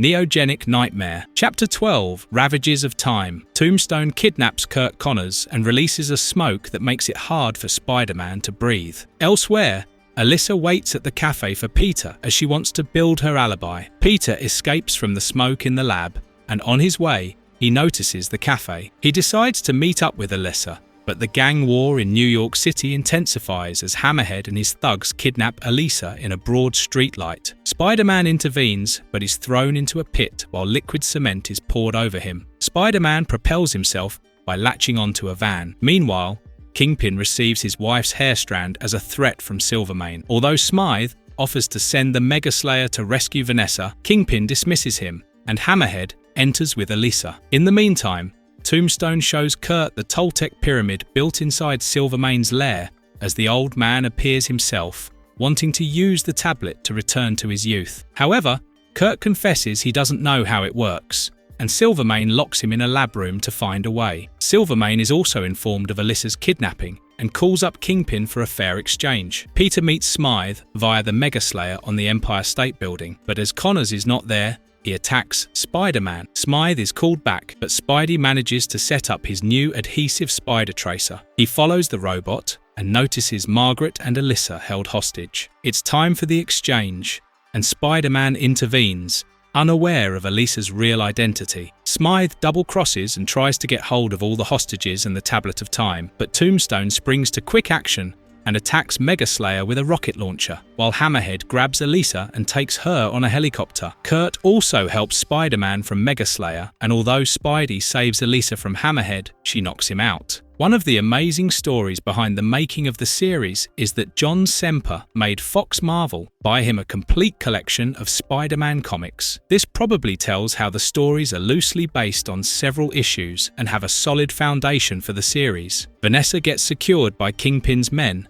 but Tombstone captures Kurt and Margaret with the Tablet of Time. Later, Smythe notices Spidey's tracer and uses it to find him and Alyssa. At Silvermane's, Spider-Man is stuck to the wall with iron rods, while Connors is forced to finish his work on the tablet. Peter is shocked when he realizes Alyssa is Silvermane's daughter and that the old man he once saved is Silvermane. Silvermane enters the pyramid to turn himself younger, but Mega Slayer arrives to interrupt, leading to another round of a three-way battle. This results in Kurt turning into the Lizard and being shoved inside the pyramid. Although initially successful, the experiment soon backfires, turning Silvermane into a baby. Alyssa takes her father and runs away with Tombstone, asking him to open the solar roof so the place blows up. Hammerhead steals the tablet, while Spider-Man saves Kurt from the pyramid as the rays hit them. Later, Vanessa leaves Kingpin, which upsets him, and he asks Hammerhead to dispose of the tablet. Kurt returns to normal once he is back in the lab,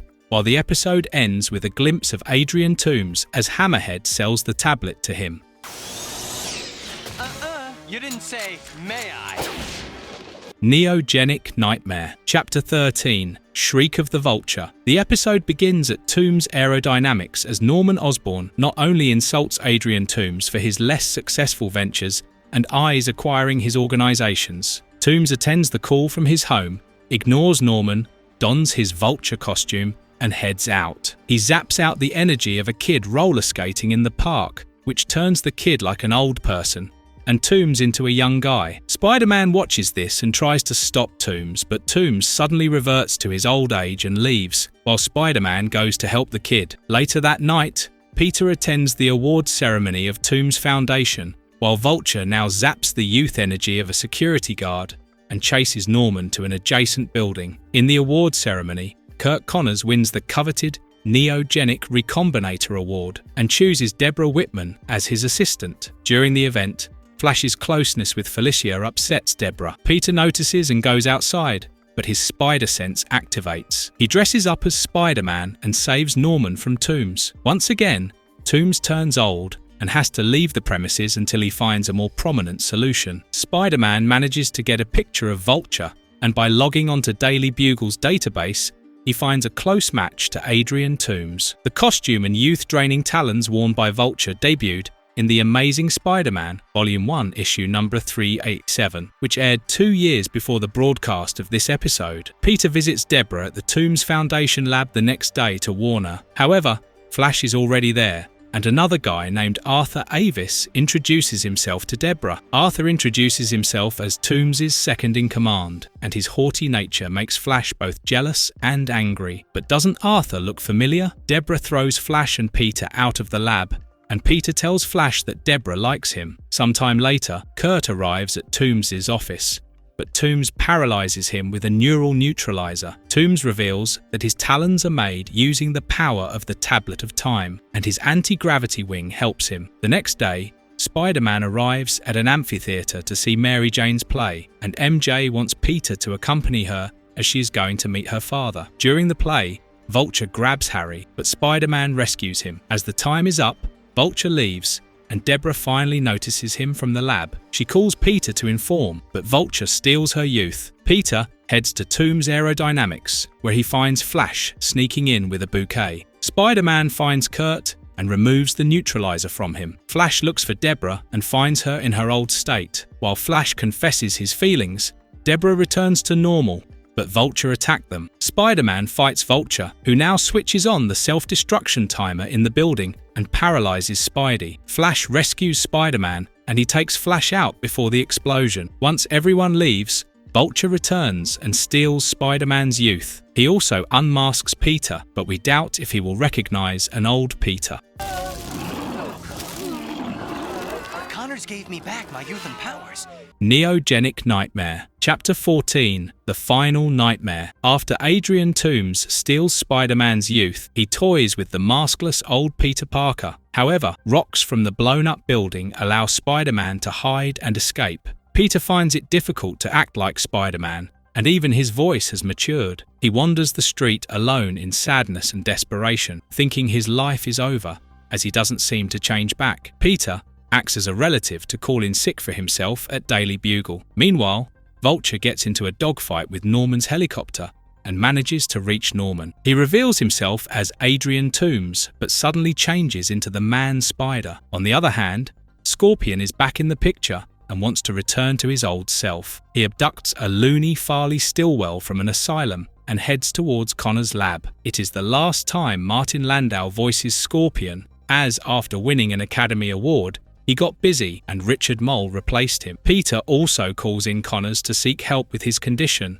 but Toomes arrives, seeking help from Connors. Kirk Connors realizes that Adrian Toomes has absorbed the mutating illness from Spider-Man, and Toomes can return to normal if the mutation is transferred back to Spider-Man. They get interrupted by Scorpion and the abducted Stillwell. This episode could be titled Nightmare in Green, as the stress of the fights and the villains almost turns Kurt into the Lizard. Vulture and Scorpion soon come to terms as they strike a deal, with Scorpion bringing in Spider-Man for Toomes. Meanwhile, Peter tries to meet Mary Jane, but she doesn't recognize him, and he almost gets into an accident when May Parker helps him. May even gives Peter his own sweatshirt to keep warm. Starting from Season 2, Peter's wardrobe changed to make him look more cool, American and modern. Spider-Man eventually turns up at Toomes Foundation Labs, and before Kurt can say anything, he gets attacked by Scorpion. Kurt finishes the setting on Vulture's talon, but when he touches Spider-Man, Vulture changes into the Man-Spider, while Spider-Man returns to his old, or rather younger self. Scorpion attacks Kurt for double-crossing, and Spider-Man fights him. Amidst all this, Stillwell starts a sequence that will destroy the neogenic recombinator and the lab. The stress turns Kurt back to Lizard as he claims to have found a cure. Everything starts blowing up, and Man-Spider Vulture leaves while Stillwell runs away. The rays of the recombinator change Kurt back to human, and Spider-Man saves him from the explosion. They assume everyone else has perished, but Stillwell approaches them for the last time and asks Kurt to recreate the recombinator alone. Vulture leaves to hide from the public, while Scorpion assumes everyone is dead and goes berserk in agony. Peter returns to meet MJ before she meets her father, but he witnesses her vanishing from a corner when she meets somebody. Uh-oh, maybe this wasn't such a smart move after all.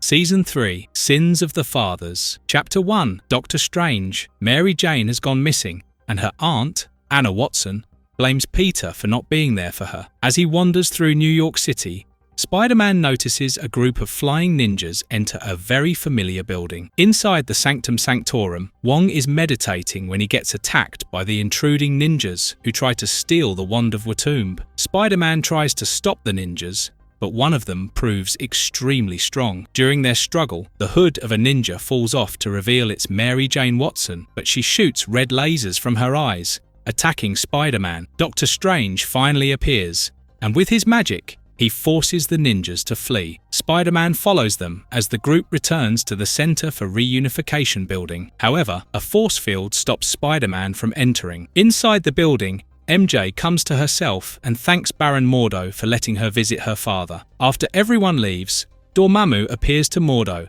and scolds him for not retrieving the wand. This episode is from The Amazing Spider-Man Annual Issue No. 2. At the Sanctum Sanctorium, Doctor Strange tells Wong how an accident affected his career, so he went to the far corners of Asia to seek a cure. There, he met the Ancient One, but he couldn't provide him with an instant cure. Stephen Strange also met Brother Mordo, a student of the Ancient One. However, Mordo wanted to kill and replace the Ancient One. Doctor Strange wanted to warn the Ancient One, but he already knew that and defeated Mordo. Later, the Ancient Once accepted Strange as his disciple. Simultaneously, Peter also takes Robbie's help to learn more about Mordo, the cult leader who enables people to reunite with loved ones. Peter goes undercover to meet MJ at the center of reunification, but she refuses to leave with him and sounds the alarm. Peter is then taken to Mordo, who hypnotizes him so that Peter feels he met his parents. When Mordo calls on his disciples to send them to retrieve the wand, Spider-Man involuntarily joins them. As Spider-Man holds Doctor Strange, Mary Jane steals the Wand of Watum and takes it to Mordo. However, Doctor Strange uses the Eye of Agamotto to remove the hypnotic spell over Spider-Man. He then explains to Spidey that Dormammu is an evil being from the dark dimension that devours dimensions and is currently after this one. As Doctor Strange gears up to face his ultimate foe, Spider-Man promises to help him. Wong, Strange and Spidey break into the center and fight with the cultists, while Spider-Man snatches the wand from Mordo. It's ultimately Mordo versus Strange, but Dormammu channels himself through Mordo to fight Doctor Strange, and Spider-Man enters the dark dimension. Inside it, Dormammu transforms into a dragon to attack Spider-Man, but Doctor Strange also enters it to help Spidey. Dormammu tries his best to stop Spider-Man and Doctor Strange from exiting the dimension, but a little parlor trick helps Spider-Man and Strange escape. Spider-Man voice actor Christopher Daniel Barnes claims to be a fan of both Spider-Man and Doctor Strange from the Marvel comics. When MJ approaches them, Doctor Strange helps her see her past, where her father abandoned MJ and her mother when she was a child. Dormammu pulls her into his dimension and pretends to be her father, but this time, Mary Jane realizes the truth and rejects him. As a result, MJ is spurt out of the dimension, and Doctor Strange seals it off. Spider-Man takes MJ back with him, while Doctor Strange suddenly feels someone is watching over him. The episode ends with Madam Web keeping a look.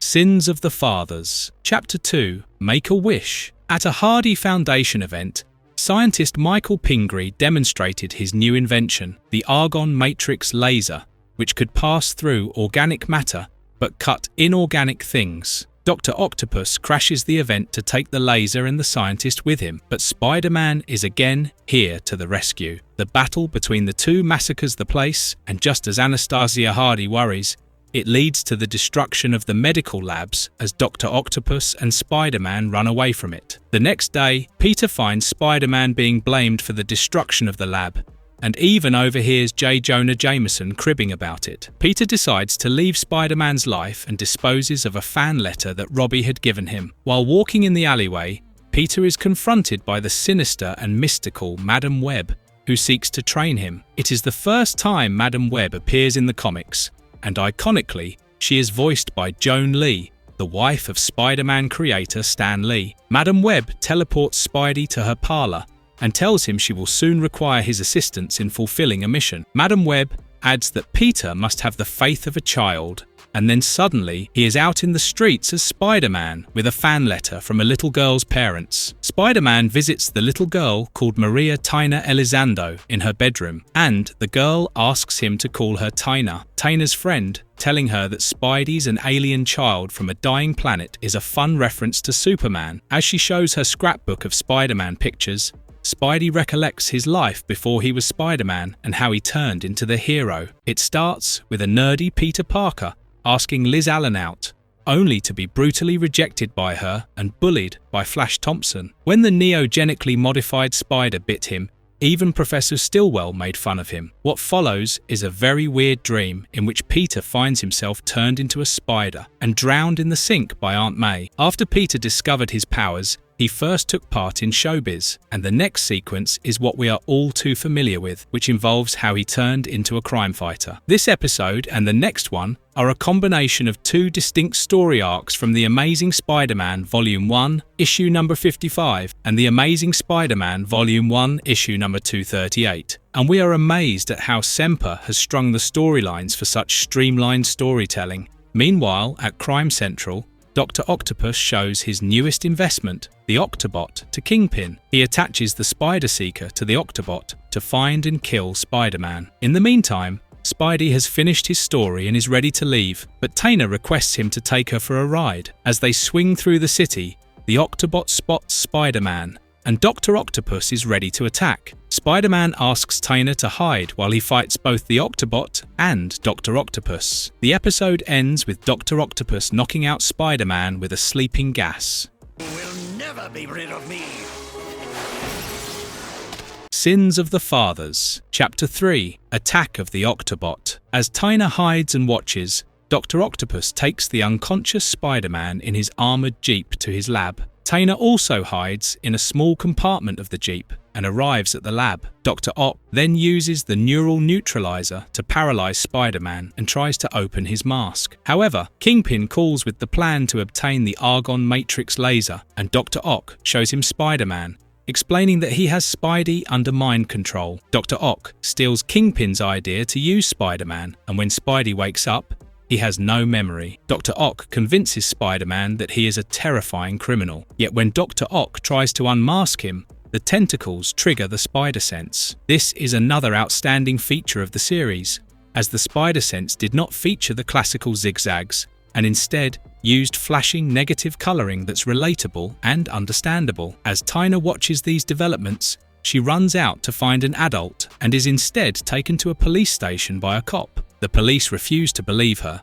and seeing the police distracted, she runs away and hides inside a cab. The cab driver is a hippie woman called Mousy, who first refuses to believe Taina, but remembers how Spider-Man once saved her from a mugger. Mousy believes Taina when she watches Spider-Man driving the van with Dr. Ock riding shotgun. Dr. Ock and Spider-Man rob the Wellington Foundry to get an alloy that the Argon Matrix laser requires. However, Spider-Man is surprised by his knowledge of alloys and feels guilty while doing the task. Meanwhile, at Aunt May's house, Peter misses dinner with Mary Jane and her Aunt Anna. Anna is definitely on our list of least favourite people, as she inexplicably despises both Peter and Spider-Man. Speaking of despise, Mousy and Taina go to Daily Bugle to inform J. Jonah Jameson about Spider-Man, but he double-crosses them and broadcasts a story calling Spider-Man a villain working with Dr. Octopus. The news makes Aunt May worry about Peter, while Anna Watson orders MJ to stay away from Peter. Mousy further assures Taina that all the cabbies in New York owe Spider-Man one way or the other, and she rallies them to find Spider-Man's armoured jeep. Spidey also sees a glimpse of Madam Web in the car's mirror as she implores him to remember. As Spider-Man and Dr. Ock arrive at the lab to steal the laser, Taina approaches him, asking him to remember. Spider-Man's memories start to flicker, but Dr. Ock asks him to capture the girls. You might also notice that Spider-Man never punches a villain in the series, but we wish we could punch something for this weird ban. While Taina escapes, Mousy gets captured, and Taina enters the cab to call Mousy's friends and colleagues. Mousy tells Spidey about Taina. Dr. Ock watches them conversing and tries to kill Mousy, but the other cabbies break in at the right moment. Despite all the chaos, Spider-Man recognizes Taina, and his memories keep flooding back. Although Dr. Ock tries to crush Spider-Man with his tentacles, Taina wears the mind-controlling headband and uses it to free Spider-Man. Dr. Octopus gets arrested, while Spider-Man takes Taina back home, which is revealed as the Wish Come True Foundation for terminally ill children. As Spider-Man is about to leave, Taina requests to see his real face, and she gets happier as she recognizes Peter Parker. I'm the Green Goblin, not that you'll live long enough for it to matter.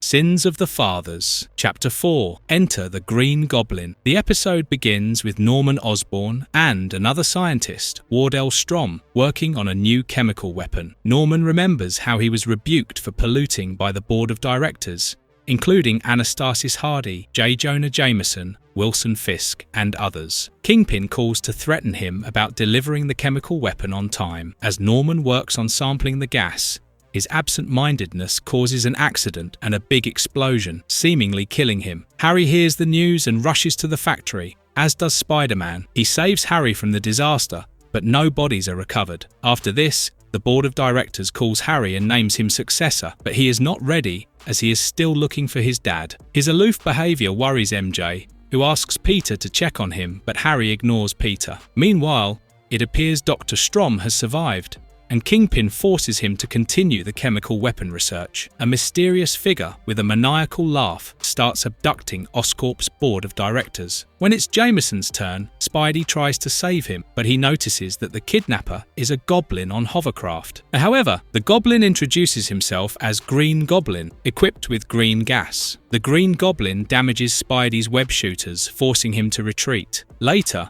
Spider-Man notices Harry rummaging through the ruined office and looking for something as he goes through the blueprints of the Green Goblin's suit and flight. Spider-Man then asks Terry Lee about the pattern of kidnapping. As Spider-Man goes to save Felicia, the Green Goblin kidnaps both Felicia and Anastasia, but he only lets Felicia fall, and Spider-Man saves her, promising to save her mother. Now, although this season has 14 episodes, only 8 are related to the sins of the fathers. For instance, this episode is about Norman's sins, while episode 1 is about MJ's father's sins. Kingpin also gets kidnapped by Green Goblin as he attacks Fisk's chopper. The next day, Peter meets MJ and inserts a tracer in her clothes. It looks like good intuition is also a Spider-Man power, as MJ lands herself in trouble by following Harry into the ruins of the Oscorp lab. She gets kidnapped by the Green Goblin, who takes her into a submarine and emerges in a secret underwater Oscorp base. Green Goblin restrains her beside the board of directors and starts a trial on them for destroying the life of Norman Osborn. Spider-Man intervenes and helps the board of directors and Mary Jane get free. Jameson is still in doubt, but it's a good callback when Peter remembers he was in the Navy and asks him to drive the submarine. While everyone escapes, Spider-Man fights with the Green Goblin, and Kingpin blows up the wall to prevent them from escaping. When Green Goblin gets trapped under debris, Spidey removes his mask to find Norman underneath it. The gas during the accident psychologically changed Norman and affected the Hobgoblin suit. As time passes, Norman switches between his normal and Goblin voices, ultimately fainting. Spider-Man removes the Green Goblin suit from Norman, and suddenly, Harry arrives from a secret tunnel. Harry drives them away, and Spider-Man keeps the secret about the Green Goblin. Later, in a public meeting, Norman announces that he will no longer manufacture chemical weapons, and although Kingpin secretly tells him it's temporary, Norman appoints Harry as the CEO. With MJ back with Harry, Peter's chances seem dim, but Felicia gives him a letter to give to Spider-Man, and when he meets her, she kisses him.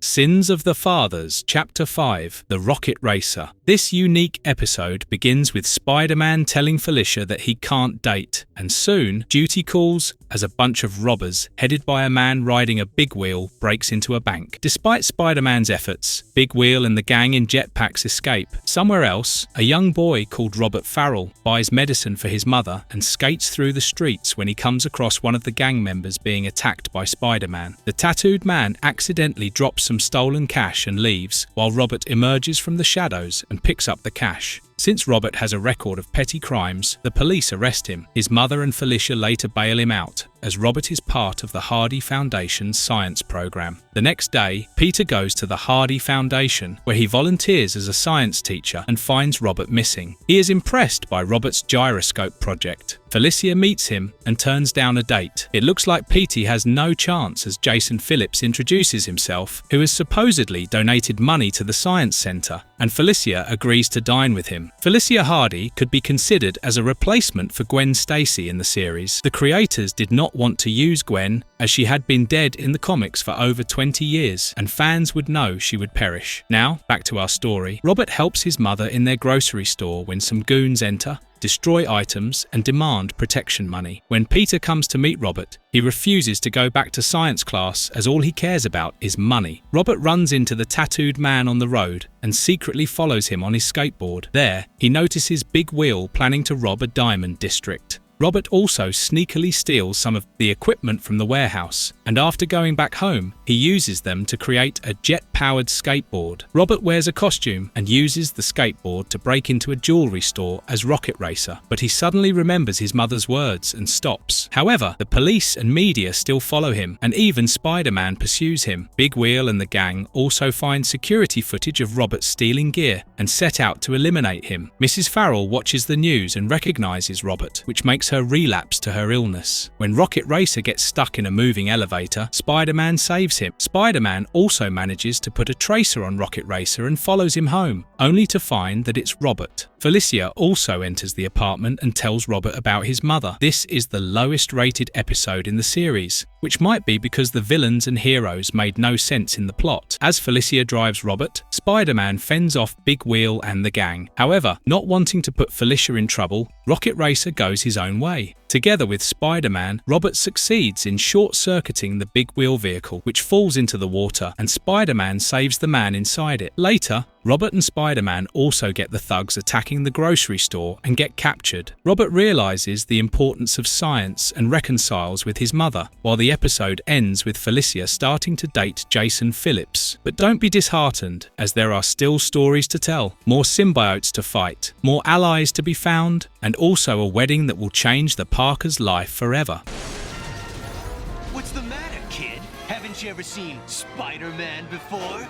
Sins of the Fathers. Chapter 6, Framed. This high-intensity episode series starts right in the middle of Peter Parker's trial. While his attorney, Matt Murdock, argues for bail, the judge orders him to be taken into custody. But on his way to the prison, the convoy gets attacked by armed thugs and Spider-Man. But who is he underneath? The Spider-Man takes Peter onto a chopper, and as Peter sits there, he remembers the events that landed him in the situation. So it began when Wilson Fisk and his son Richard offered Peter a job at Fisktronics. Unbeknownst to Peter that Wilson is the kingpin, Peter gladly accepts, and his life goes well as he works as a diagnostic analyst. He leaves Daily Bugle, much to Jameson's chagrin. However, the next day, Peter gets ambushed by a group of people who want the analytics disk that Peter takes home every day to identify errors in the computer system. As Peter changes into Spider-Man costume, even Spider-Man is considered his accomplice. Peter goes to see if Aunt May is alright, but he gets arrested by Terry Lee and federal agent Susan Choi. Peter is blamed for selling classified defense plans and government data. Matt Murdock meets him in prison as his lawyer, and Peter is amazed to see a blind lawyer. However, it's odd to see Matt Murdock as a blonde instead of red-haired, like in the comics. Now, coming back to the present, Peter is confined to an airless chamber by Richard Fisk, who had framed Peter for his own misdeeds. It's not surprising that Richard roped in Chameleon as the Spider-Man imposter. After Fisk and Chameleon leave, Daredevil enters the place and rescues Peter. He then drops Peter at Matt's place. Matt tells Peter his own origin story of how Kingpin manipulated Matt's father to commit crimes, and one day Matt saw it and ran into an accident. Radioactive waste blinded Matt, and for everything, Kingpin was responsible. Kingpin also killed Matt's father. It serves as a backdoor pilot and explains why Kingpin is predominantly a Daredevil villain. What Matt doesn't tell Peter is that since then, a blind man named Stick trained Matt. The blindness increased Matt's all other senses, and he became the Daredevil. Meanwhile, Peter leaves Matt's place and returns home to get his Spidey suit, unaware that May has fallen ill and is taken to the hospital by Mary Jane and the thankless Anna Watson. Spider-Man returns to Fisktronics to gather evidence, but Daredevil misunderstands and attacks him. Spider-Man tries to talk to him, but the guards attack them. The episode ends with a to be continued as the guards blow up the facility and the heroes run together. You in danger. Now what? You?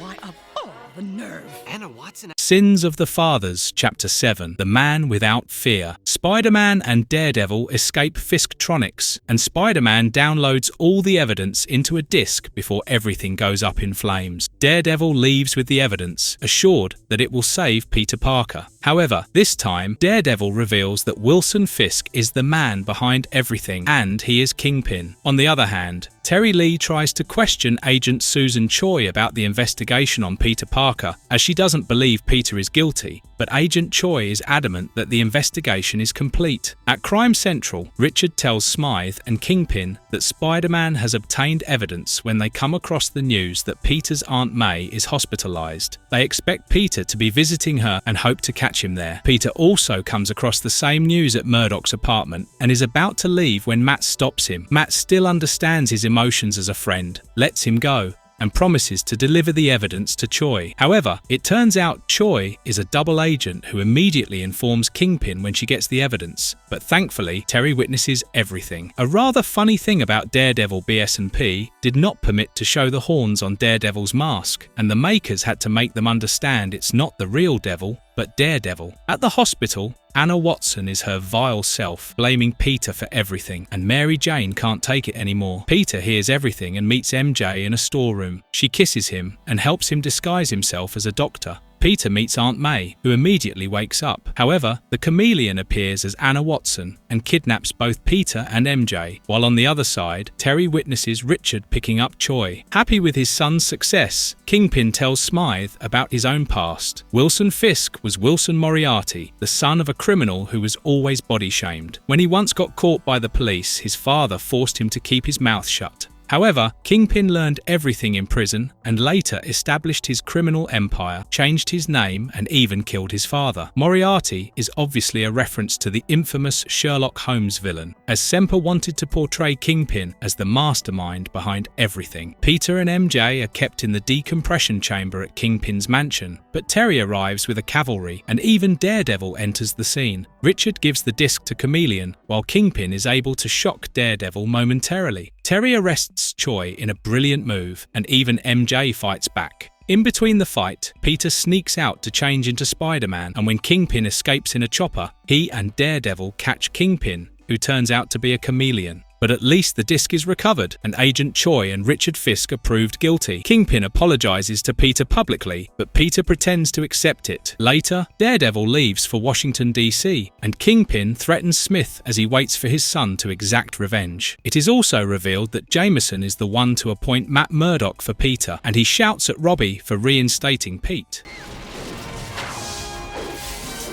Sins of the Fathers, Chapter 8, The Ultimate Slayer. Peter Parker's romantic life takes a turn as Daily Bugle announces the engagement of Harry and Mary Jane. Peter suddenly gets a call from Alistair, who is ready to betray Kingpin. He asks Peter to tell Spider-Man to meet him. However, Kingpin catches Alistair red-handed, and with Landon's mutation liquid, he turns Alistair Smythe into a human robot, or the Ultimate Spider Slayer. When the Ultimate Slayer attacks Spider-Man, Madam Web teleports him and advises him not to get so distracted by the romantic life, and also learn the why of things. Back at Kingpin's, Smythe refuses any more treatment, and Landon programs him in a way that prevents him from attacking Kingpin. In the comics, Smythe voluntarily turns himself into Spider Slayer. While held in a glass chamber, Smythe remembers how he was experimented upon and how his father died. He breaks out of the chamber and leaves to exact revenge on Norman Osborn. Kingpin and Landon try to control him remotely, but Smythe deters all connections. At Peter's house, Anna Watson gloats about Mary Jane's engagement, while Aunt May and Peter seem upset. Later in the evening, Peter attends the press conference at Oscorp, and he questions Mary Jane about the engagement. Although MJ claims that Harry is always there for her, she avoids Peter when he asks about love. Norman announces the engagement on stage. Just then, Cyborg Smythe breaks in to attack Norman. Smith picks up Norman, and Harry and MJ follow them. However, Kingpin and Landon send an aircraft to retrieve the group. Spider-Man also hangs onto the aircraft as they reach Crime Central. Spider-Man eavesdrops when Kingpin tells Norman about the faults in Smythe's system. He also reveals that Spencer Smythe had survived the explosion, but Kingpin kept him in cryogenic sleep while he lied to Alistair to use him against Spider-Man. The guards notice the web slinger, leading to a shootout, and Kingpin forces Landon to release Smythe and his new hovercraft. However, Spider-Man shows Smythe the truth, which severs control of Smythe, who beats Landon and destroys the place. It is one of the rarest times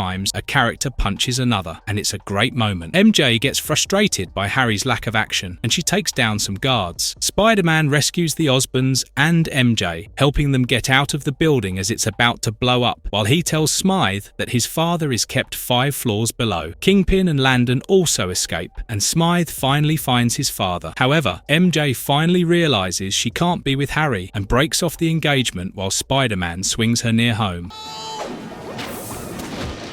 Well, now that I've used use my brains. Sins of the Fathers. Chapter 9. Tombstone. Peter Parker and Joseph Robertson plan an expose on Alyssa Silvermane, the new face of Silvermane's criminal enterprise. Alyssa recruits Tombstone to remove all the incriminating evidence, and Tombstone assures her that he has an old friend in the Daily Bugle. At Daily Bugle, Peter and Robbie discuss the same, and Robbie also informs Peter about the Bandana Gang, which is stirring up trouble. However, Robbie's greatest fear soon comes true as Randy Robertson has joined the gang, and Spider-Man finds it out when he stops a break-in in a car dealership. In a moment of shock, Spider-Man lets Randy go and makes his way home. Tombstone arrives at Peter's home, and as he looks for the photos, he trashes the whole place and terrorizes Aunt May. In a literal heart-in-the-mouth moment, Tombstone does not notice the Spider-Man costume hanging in Peter's closet. Tombstone still finds the negatives of the incriminating photos and takes them. Peter arrives soon after and asks May to rest. He gets worried that Robbie will be Tombstone's next target. As Spider-Man, he tries to catch Tombstone, but he gets away. On the other hand, Randy boasts about his escape from Spider-Man to his friends. At Robertson's household, Martha Robertson tells Robbie about their son going the wrong way, and Robbie catches Randy trying to steal his gun. Spider-Man notices the father-son spat from outside and witnesses he getting a call, which makes him look worried. Robbie meets with his old friend Lonnie Lincoln, aka Tombstone, at the Vietnam Veterans Memorial. Robbie is shocked to see Lonnie's changed physical appearance, and as Lonnie tries to threaten Robbie, Spider-Man comes to the rescue. Tombstone brings down the mausoleum on the two, but Spider-Man again saves them. Robbie now recounts his experience of Lonnie getting sent to juvenile prison and not taking his name when they were both responsible for breaking a window of an ice cream shop. While Robbie graduated, Lonnie got involved in more criminal activities. One day, a false tip from Lonnie brought Robbie to the Spalding chemical plant, but Lonnie tried to frame him. As Robbie tries to stop Lonnie, he accidentally falls into a chemical vat, and Robbie thinks he has died. Robbie stayed back to prove his innocence, which is why Lonnie turned into the pale-skinned Tombstone. The comic is slightly different, as Tombstone is an albino African-American with sharp teeth. Robbie returns home only to learn that his son has left, and Tombstone soon calls him to meet him at the same chemical plant where Randy is now with him. Fortunately, Randy does not take the gun, and Robbie asks Martha to get rid of it. Spider-Man also learns from Martha where Robbie is heading, and on his way, Madam Web sends another cryptic message to Spidey. This is becoming as pointless as Spider-Man thinks. Robbie confronts Tombstone, who now wants to frame Randy for the robbery. Spider-Man uses his brains to show Randy how Tombstone is exacting his revenge, and that his so-called friends of the Bandana Gang are fake. As the Robertsons reunite, Spider-Man fights Tombstone, preventing him from falling into the vat again. Spidey's comment that chemicals might turn Tombstone's hair green refers to the iconic DC villain Joker. Finally, Tombstone is captured, and Robbie has ensured the expose is ready for print. This ends another day of wins.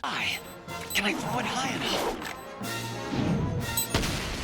Sins of the Fathers. Chapter 10. Venom Returns. The episode begins with the NYPD surrounding the house of a madman named Cletus Cassidy. As Terry breaks into his room, Cassidy shows him the bomb he tied to his body. However, Spider-Man tears off the bomb, takes it far away, and flings it into the air before it blasts. Almost simultaneously, a meteor crashes in Central Park, and when a couple goes to investigate, they get attacked by an alien symbiote. Madam Web again speaks to Spidey and warns him about evil and keeping his friends and enemies close. Later, at Ravenscroft Institute for the Criminally Insane, Dr. Ashley Kafka has a session with Eddie Brock. She tries to convince him there is no symbiote, while Cassidy is brought to the same prison and kept in the next cell. It appears the symbiote is brought back to Earth by Dormammu's manipulation, who orders Baron Mordo to reunite Eddie with the symbiote. Mordo's astral form speaks with Eddie and tries to convince him to become Venom again, while Cassidy overhears everything and pleads to be the host. However, Eddie shouts at Cassidy and agrees to serve Dormammu. The following day, Peter, Deborah, and Dr. Connors attend a Stark Enterprise seminar to watch the test of an interdimensional probe. They are introduced to James Rhodes, who we know as Tony Stark's best friend and the man inside War Machine. However, when Kurt introduces Peter to a man called Arden Broom, who sold electronics to Stark, Peter recognizes him as Mordo. It's now crystal clear Mordo and Venom need to steal the interdimensional interdimensional probe to free Dormammu. Tony Stark appears on video as he commences the experiment of transporting solid goods from LA to NYC. Simultaneously, the woman host reaches Ravencroft and transfers the symbiote to Eddie. However, when Eddie arrives at the program, his fight with Spider-Man and War Machine seems uneven, and Dormammu asks Mordo to get another symbiote and host. John Semper slightly changes the series' alien symbiote costume and even origin. It also changed a bit from the alien costume part 3. As Dormammu explained to Venom, Mordo secretly controlled the John Jameson probe to retrieve the symbiotes and return to Earth, but also because the symbiote was about to reproduce. As expected, the other male host enters Ravenscroft and the symbiote leaves his body. Mordo highlights that Cassidy must serve Dormammu, but Cassidy is only too eager to accept it. He turns into the Carnage and goes to the Star Enterprise demonstration. Venom has grown stronger this time and almost ends Spidey, but War Machine thwarts him with a sonic device. Carnage enters the scene and fights War Machine. Dr. Kafka also arrives as she still has hopes for Eddie, but when Carnage causes an explosion, it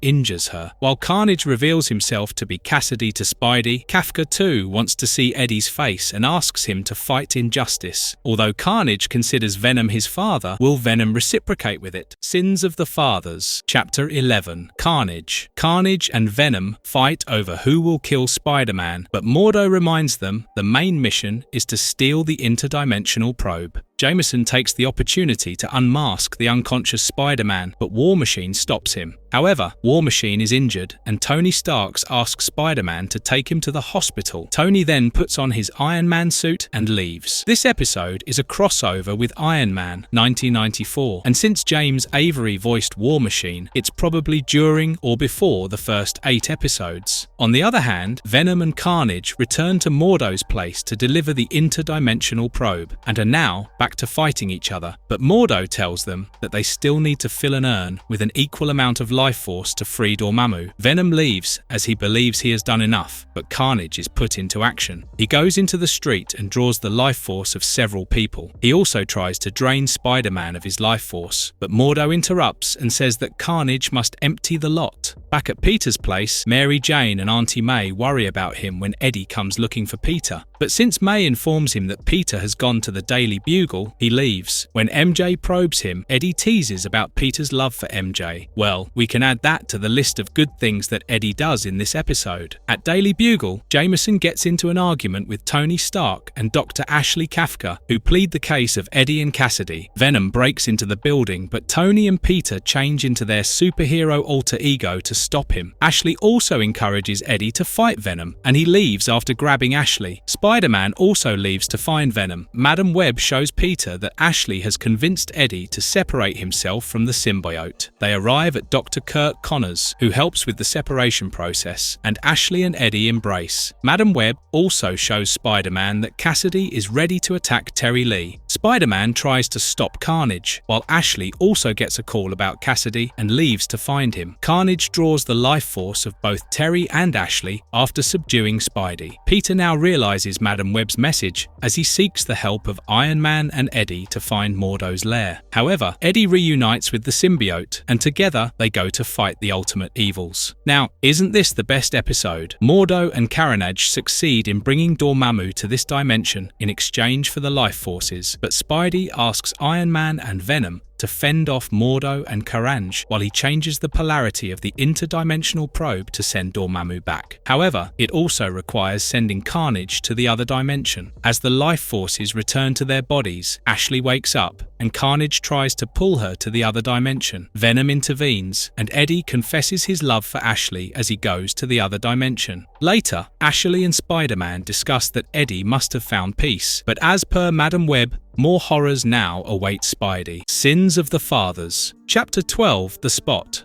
After Tony Stark shuts off scientist Jonathan Owen's work on interdimensional technology, Wilson Fisk ropes him into time dilation technology and introduces him to another gorgeous scientist, Sylvia Lopez. Owen is quick to fall in love with her and creates a time dilation accelerator. Kingpin imagines using the technology to obtain military artifacts and even ending Spider-Man. Sylvia is a character only created for the series. The man in question enjoys a date with Mary Jane at Coney Island. lizard, and even Felicia can be seen moving on with Jason. At this moment, the time dilation accelerator is activated, and it creates a black hole, which not only sucks in Own, but also spurts out several black holes throughout the city. Peter leaves MJ's side to save a roller coaster from entering the portal, but instead he gets sucked in. Spider-Man tries to save Own, but fails, and is instead thrown out. The portals suddenly attach themselves to Own-like spots as he comes out of the black hole and declares himself as the Spot. Own shows Sylvia how he can use his mind to create portals, and she shows him what's happening around the city. Although Spot absorbs all the portals, he misses one in the sky. However, Spot refuses to share the information with Kingpin and asks Sylvia to keep him in the dark. The next day, Peter discusses the portals with Kurt, who explains they are similar to the ones made by Stark, but this time, Tony Stark publicly denies any involvement in them. On the other hand, MJ gives Peter a cold shoulder, while Harry shows his antagonism at Peter for stealing Mary Jane from him. Later, Spider-Man catches Spot robbing a bank on a Sunday as Own plans to flee with Sylvia. However, Spot uses his powers to send Spidey through portals or kick his butt. The Spot next appears at a jewelry store where Jason had been proposing to Felicia with a ring. Spider-Man also follows Spot into the place, but Spot manages to escape, yet Felicia holds on to Spidey. Thankfully, Spider-Man rejects her advances for good and leaves. Finally, Peter has got some clarity. However, Own notices Sylvia sharing everything with Wilson Fisk, and Sylvia tells him it's Kingpin. Spot tries to fight Kingpin's men who have taken Sylvia hostage. Kingpin sends Spot to abduct Spider-Man for him. However, Spider-Man wins, and Spot confesses to him about Felicia. Spot pretends to capture Spidey and brings him to Crime Central. As Kingpin tries to crush him, it is revealed that Kingpin weighs 350 pounds with only 2% fat, meaning his wideness is just muscles. However, more disaster strikes as the black hole in the sky turns larger and larger and can now devour everything. Kingpin offers his jet as Spider-Man decides to use the time dilation technology and Spot's powers to close it. While they succeed, Own and Sylvie are sucked together into the black hole before it closes. Later, Peter and MJ reconcile and kiss, but be prepared for the next episode as the Hobgoblin is back and has his eyes set on the time dilation accelerator.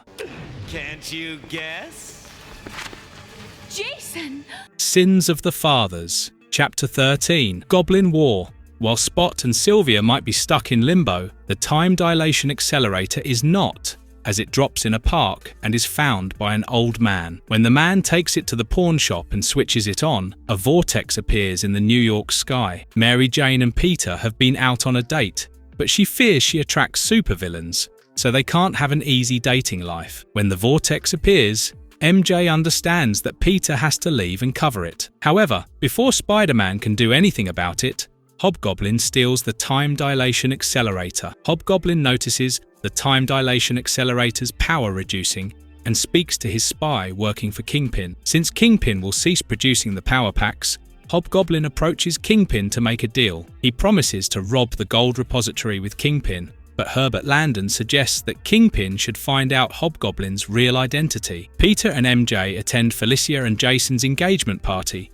but Harry again insults Peter for stealing MJ from him. Kingpin greets Peter, and Felicia introduces Peter to Jason Phillips, who seems boring, but Peter's spider sense, triggering while trying to shake hands with Jason, tells something else. Kingpin orders Norman Osborn to find the Hobgoblin's real identity. Norman gets stressed out of the situation, leading to the Green Goblin taking over him. The next morning, Kingpin's men accompany Hobgoblin to rob the gold repository, but Spider-Man jumps in first, followed by Green Goblin. Things get interesting as the Green Goblin saves Spidey from being crushed by Kingpin. Also, Green Goblin makes Hobgoblin look petty, but he escapes by opening a portal. Green Goblin also throws Spider-Man into the river to escape. Now it's time for a big reveal, as Felicia goes through Jason's library and discovers a spare Hobgoblin costume. The Hobgoblin also appears at the same time, revealing himself to be Jason Phillips Massendale, who amassed all the money through crimes. This story is from The Amazing Spider-Man, Volume 1, issue number 312.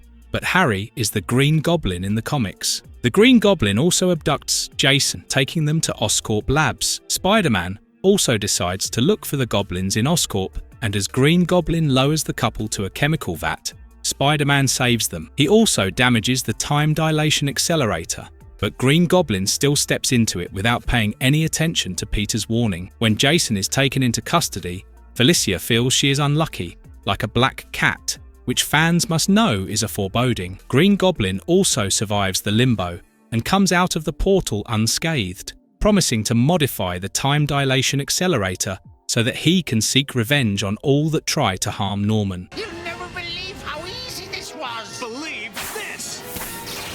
Sins of the Fathers. Chapter 14. The Turning Point. Spider-Man wants to sever his ties with Madam Web, but she tells him he must return to her when the two-headed monster rises. At Oscorp, the two personalities argue with each other. Norman works on the time dilation accelerator, as he minimizes it by attaching it to his chest. Since Spider-Man is aware of Green Goblin's true identity, he implores Norman to find out Spider-Man's identity. Green Goblin lures out Spider-Man by attacking a truck carrying money. However, Green Goblin gets away and stalks Spider-Man by going in and out of the portal. He eventually finds out that Spider-Man is Peter Parker, who is Harry's friend. Later, MJ tells Liz that Harry is not taking MJ and Peter dating well, but she informs Peter that Harry has invited them to his birthday party. At the party, Peter and MJ learn that Norman asked Harry to invite them. During dinner, Norman behaves rather oddly, blames Peter and MJ for conspiring,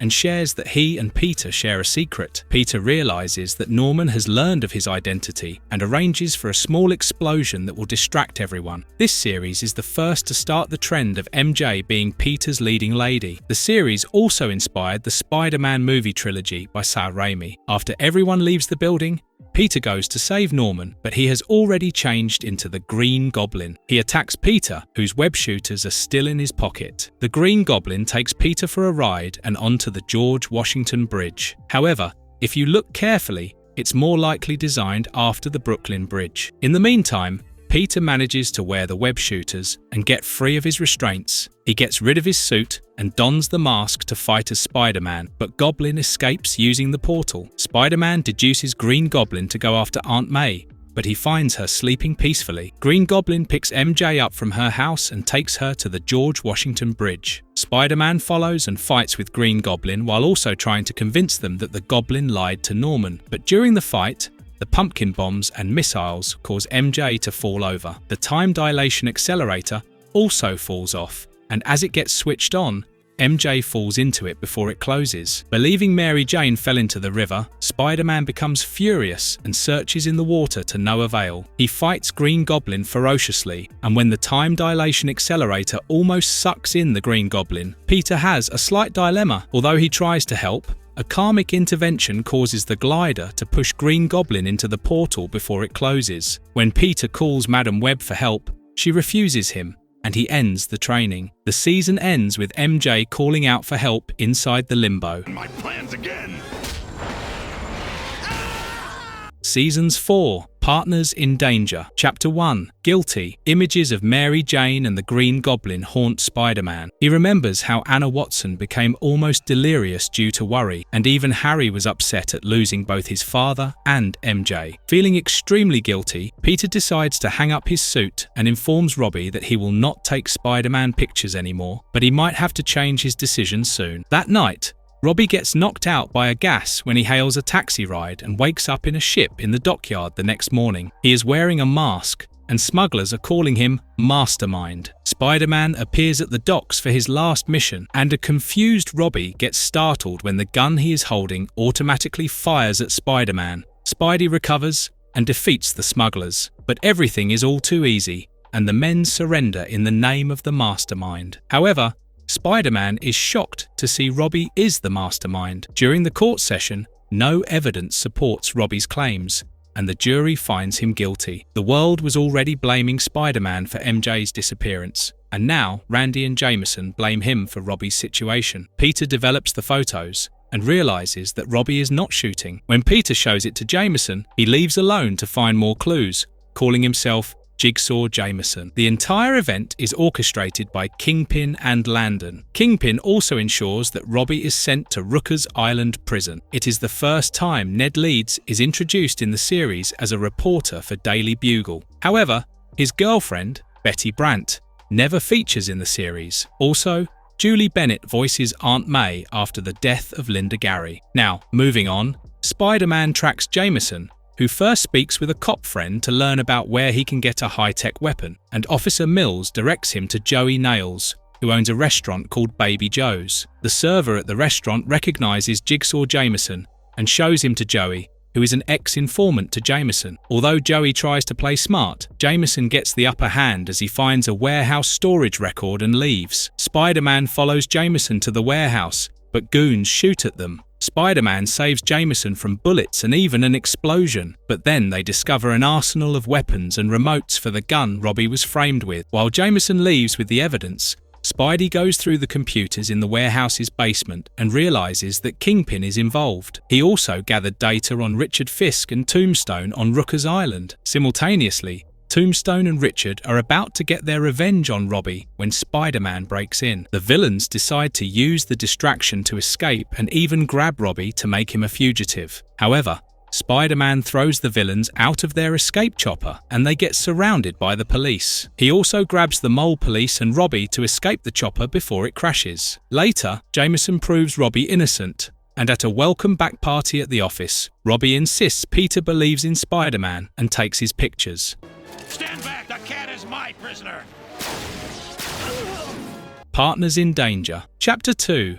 The Cat. As Felicia Hardy returns from a date with Brace Huntington, she remembers her father, John Hardesky, who has been a mysterious person. When Felicia enters her apartment, she overhears Anastasia bargaining with Dr. Octopus, who blackmails her about the Osback fortune. Meanwhile, Spider-Man feels he can share his loss of MJ with Felicia, and instead finds Dr. Ock. They trash the place and leave as the police arrive, but Spider-Man promises Felicia to help her. He also notices John's picture and runs it through the Daily Bugle database to find that he is a crook named Cat, who stole diamonds known as Osback Fortune and has been sent to a maximum security prison. Peter also notices Nick Fury in one of the pictures and understands it's S.H.I.E.L.D. business. Nick Fury has a patch of white hair in the pictures and even in past scenes, which does not make sense, as the last time we saw him, he had no grey hair. On the other hand, Dr. Ock is kidnapped by Kingpin's men and threatens Dr. Ock to work with him. Kingpin informs Octavius that Landon had infused Chameleon with a techno-organic virus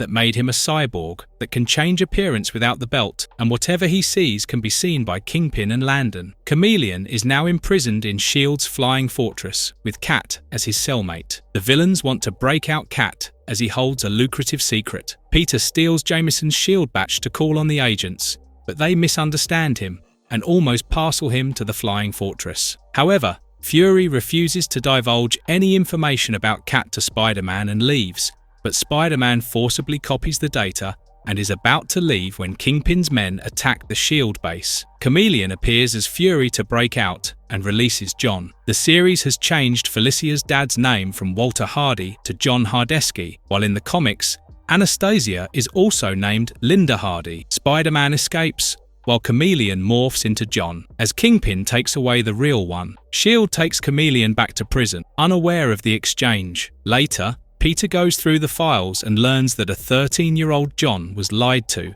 and sent to spy on the process. Steve Rogers was changed to Captain America by using the super serum. John, with his photographic memory, recorded the formula but soon realized that the people who sent him were Nazis, and the ones he spied on were the US military. John, being patriotic, refuses to divulge the formula and is chased by the Nazis led by Red Skull. John later becomes the burglar Cat, and Peter wonders if he should tell Felicia that John is alive. Likewise, John still refuses to share the formula with Kingpin, but Dr. Ock kidnaps Felicia and brings her to him in order to blackmail him.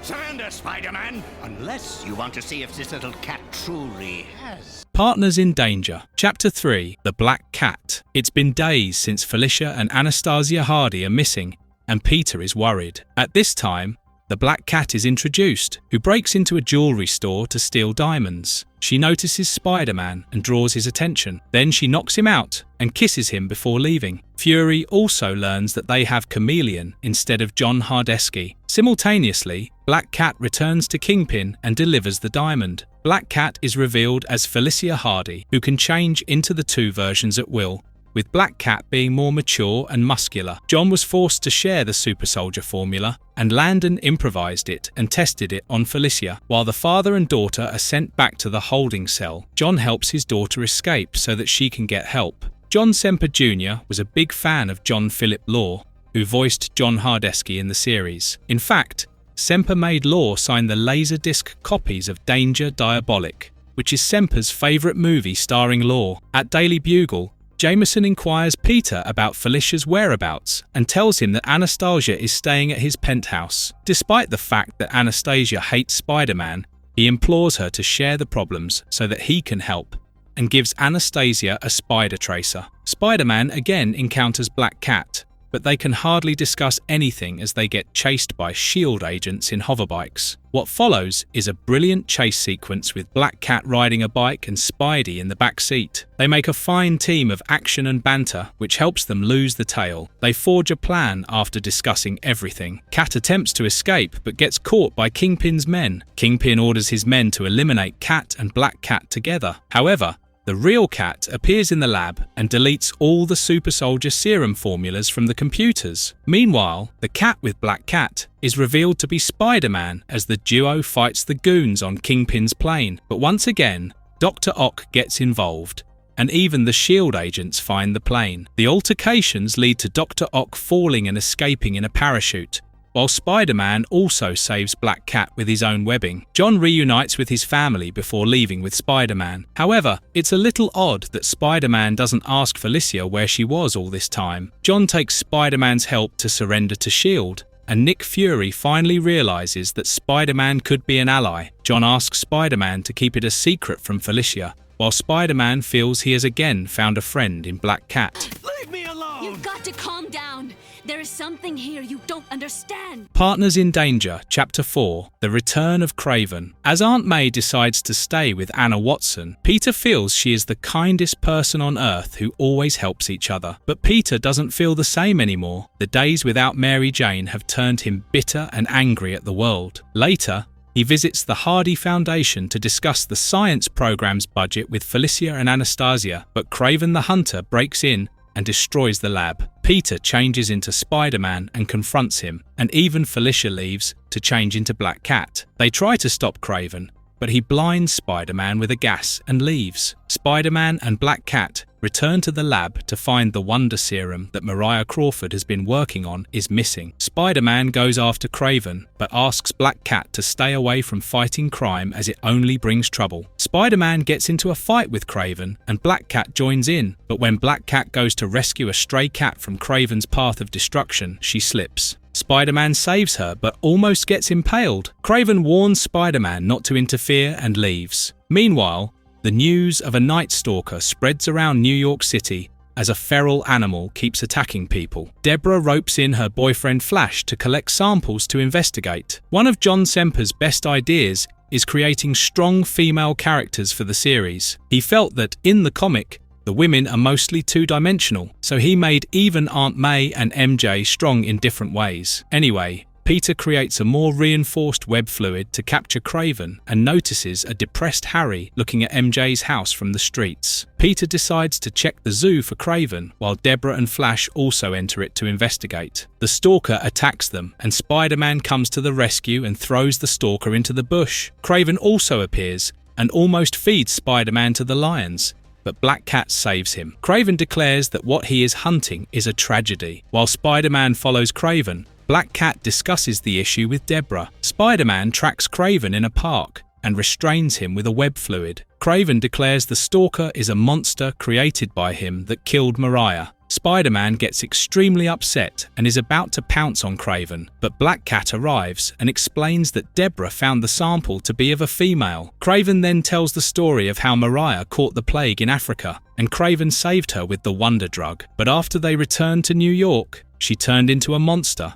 and Sergei had to steal and consume the serum so that he could restrain her. Black Cat further informs them that Deborah has worked with Kirk Connors to create a curated antidote that can, for now, return some aspects of Mariah to normal. As Kraven sniffs her out, he, along with Spider-Man and Black Cat, forces Mariah to drink the serum. As her feral nature subsides, She decides to stay the way she is now. The couple leaves together to spend life in the wild, as Mariah now truly turns into her comic counterpart, Calypso. Peter too decides to become a roommate with Harry.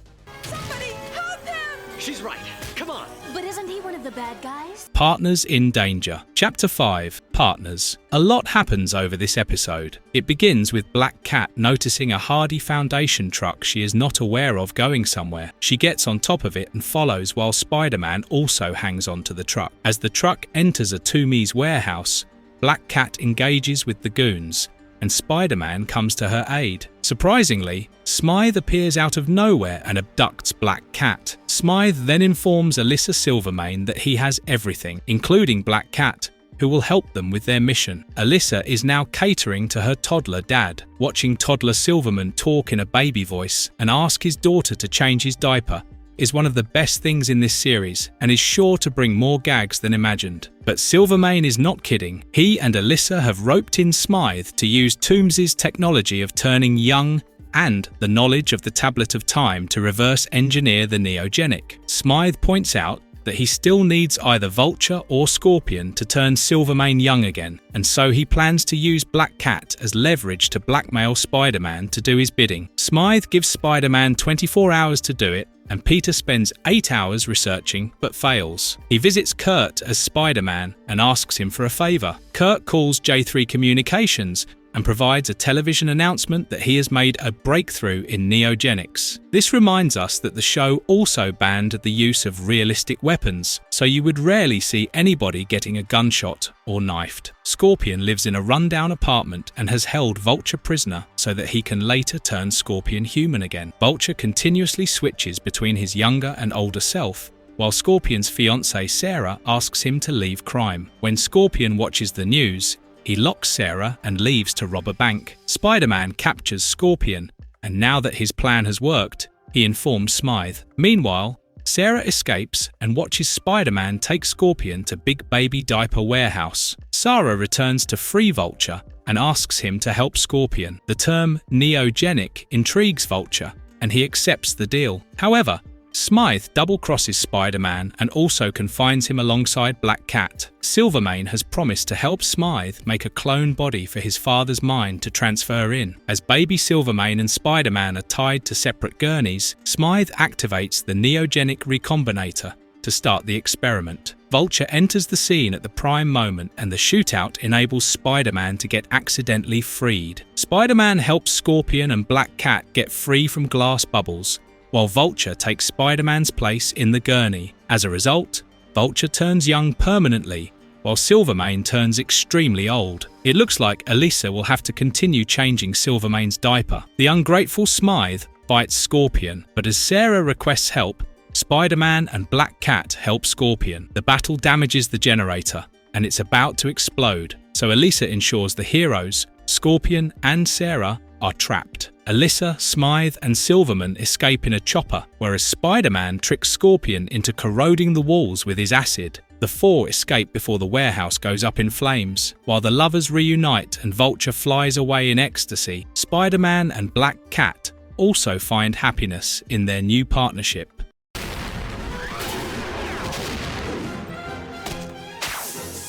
Partners in Danger. Chapter 6. The Awakening. The episode begins with Spider-Man's struggles with opposing emotions for Black Cat and Mary Jane. He even refuses to share his identity with Black Cat, which may land their near ones in trouble. Love also takes center stage for Deborah as she and her friend Clay Marks find a hibernating Michael Morbius on an island, thanks to research funding from a certain Herbert Foundation. An unseen flashback shows Deborah was in love with Morbius, but he rejected her for Felicia, and when Morbius was declared a vampire, she was devastated. The next day, Felicia informs Peter that she is going to a Hardy Foundation event in another city, while Peter attends Kurt Connor's press conference. Peter is shocked to learn about Kurt and Deborah's newest bid to revive neogenics and cure Morbius. Peter is still glad Felicia is going out of town. Unfortunately, she watches the news and decides to stay. She transforms into Black Cat and visits Whistler to find a solution to control Morbius if he wakes up a vampire. It is also one of those rarest episodes with an ad placement, as we see Spider-Man swinging by a Coca-Cola ad on a billboard. Reviving Morbius is yet another ruse by Kingpin and Landon to obtain immortality. After the first test on curing Morbius fails, Flash comes to Deborah, apologizing for his past jealousy. But we are with Flash on this.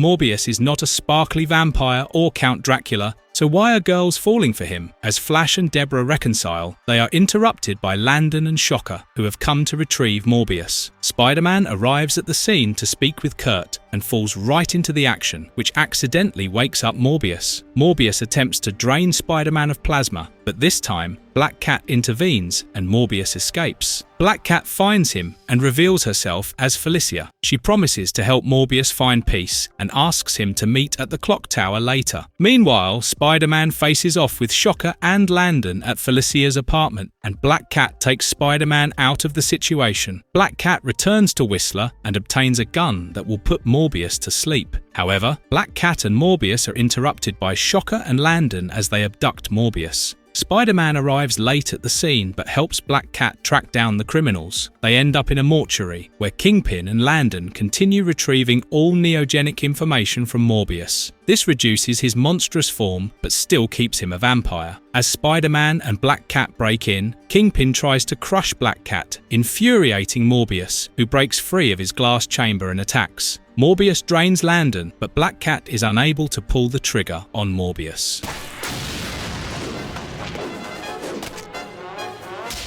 Partners in danger. Chapter 7, The Vampire Queen. While Felicia and Spider-Man are busy with their conflicting feelings and searching for Morbius, somewhere in good old Transylvania, a vampire named Miriam drains villagers' blood. Blade chases Miriam right into her castle, but she escapes, leaving her cape behind. Blade finds half of a locket and realizes it's his mother. Sometime later in New York, Morbius roams the street hungry as he controls his urge to consume plasma. Miriam finds him through a vampire's psychic link. She learns about the neogenic recombinator, but Morbius refuses to help with her evil plans. In the comics, Blade's mum is called Vanessa Brooks, and the character of Miriam is not very well received, as she has been made like someone from the 1800s. Miriam makes a surprise attack on Deborah, Flash, and Clay, who has been working at the ESU. Miriam hypnotizes Deborah to find the neogenic recombinator. Miriam then visits Landon in the hospital and learns about the neogenic recombinator's location, and soon, Kingpin finds the machine missing from his laboratory. Spider-Man goes to ESU when Terry Lee informs them that many students are drained of blood. They assume it's Morbius, and Terry wants to finish him, but Spider-Man argues otherwise. Black Cat also overhears their discussion and wants to save Morbius. They meet at Whistler's place to gear up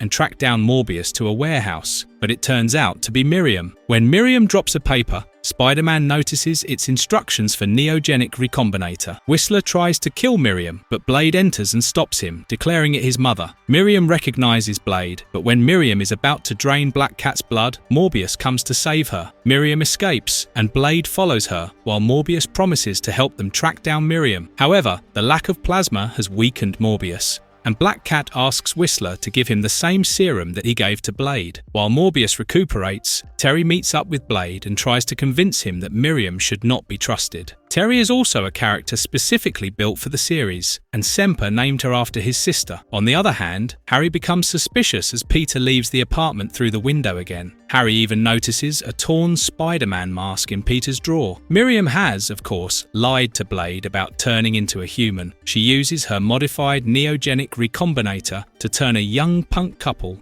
into vampires. Blade realizes the truth a little too late when Miriam tries to use the neogenic recombinator to turn him. The vampire hunters also track her down to the underground dance club. As Morbius and Miriam struggle over the recombinator, its rays accidentally hit the disco ball, turning several patrons into vampires. Miriam and her coven escape the club, while Spider-Man, Morbius, and Black Cat go after her. Terry also encourages Blade to fight for his mother, who is lost somewhere in the vampire's body. In the end, Spider-Man destroys the recombinator, returning the newborn vampires as humans. Miriam flees, and Blade follows her. Black Cat also breaks up with Spider-Man and promises to stay with Morbius, but they follow Blade. As Spidey and Terry are left behind, they try to move on with their professional lives. You betrayed me before, Peter! You stole Mary Jane away! I can't trust you! Partners in danger. Chapter 8. The Return of the Green Goblin. Harry wakes up from a weird dream featuring the Green Goblin, Norman, and even the Man-Spider. The Green Goblin speaks to him from the bathroom mirror. The Green Goblin seeks Harry's help to get out of the limbo and promises to help him find his father. Harry follows the Goblin's instructions and goes to Oscorp. He releases the green gas per Goblin's orders, turning himself into the Green Goblin. At a cemetery at night, Frank Castle witnesses Anna Watson crying over her late husband's grave. Anna takes Punisher to her home and shares her worries about her missing niece, Mary Jane. As usual, she blames Peter for everything, but confesses that she doesn't have any evidence. Harry, as the Green Goblin, flies with the glider and believes that he has killed Peter Parker. Spider-Man chases Green Goblin and tackles him, but he is shocked to see Harry underneath the mask. Punisher also pulls up beside the building, and after listening to the news, he deduces Peter Parker must be involved in the blast. The following day, Peter looks around the Osborn mansion and finds a secret room with Goblin's items, as well as a map on Harry's laptop that marks Goblin's hideouts. As Peter investigates each hideout one by one, he senses someone following him. This is the Punisher, who has again become a nuisance in Spider-Man's life. Punisher confronts Peter and accuses him of being the Green Goblin. Since Peter escapes on top of a spare glider, Punisher follows him, and his missiles destroy the glider. Peter falls on the ground, while the real Green Goblin passes them, proving that Punisher has guessed wrong. However, Punisher gets his hand on the map and asks Chip to find him the fastest routes. While Harry goes to Oscorp to get a new glider, Spider-Man also deduces that Harry will be there. Spider-Man notices Harry is speaking to himself and tries to help him. He also reveals to Harry that Norman was the Green Goblin. Harry's turn into the Green Goblin is based on issues number 136 to 137 of The Amazing Spider-Man Volume 1, while Punisher's return is related to issue number 135. Realizing that only he can see the Green Goblin, Harry decides it's because he is Norman's son. This time, he truly turns into a monster to prove himself to his father. Green Goblin lures Spider-Man on the George Washington Bridge, but once again, he is defeated and falls into the river. While the Punisher retrieves an unconscious Harry, Spider-Man believes Harry has gone missing, but surprisingly, Mary Jane watches him from the bank of the river. MJ's return is again inspired by Gwen Stacy's return in The Amazing Spider-Man Volume 1, issue number 144. The Goblin stuck in limbo is shocked to see her. Peter returns home to find Punisher has brought a completely insane Harry to his house. As the Punisher tries to question Peter, Mary Jane arrives and reconciles with Peter. MJ declares she doesn't know what happened, and Punisher takes her back to Anna. The episode ends on a devastatingly beautiful note as Spider-Man takes an insane Harry to get help.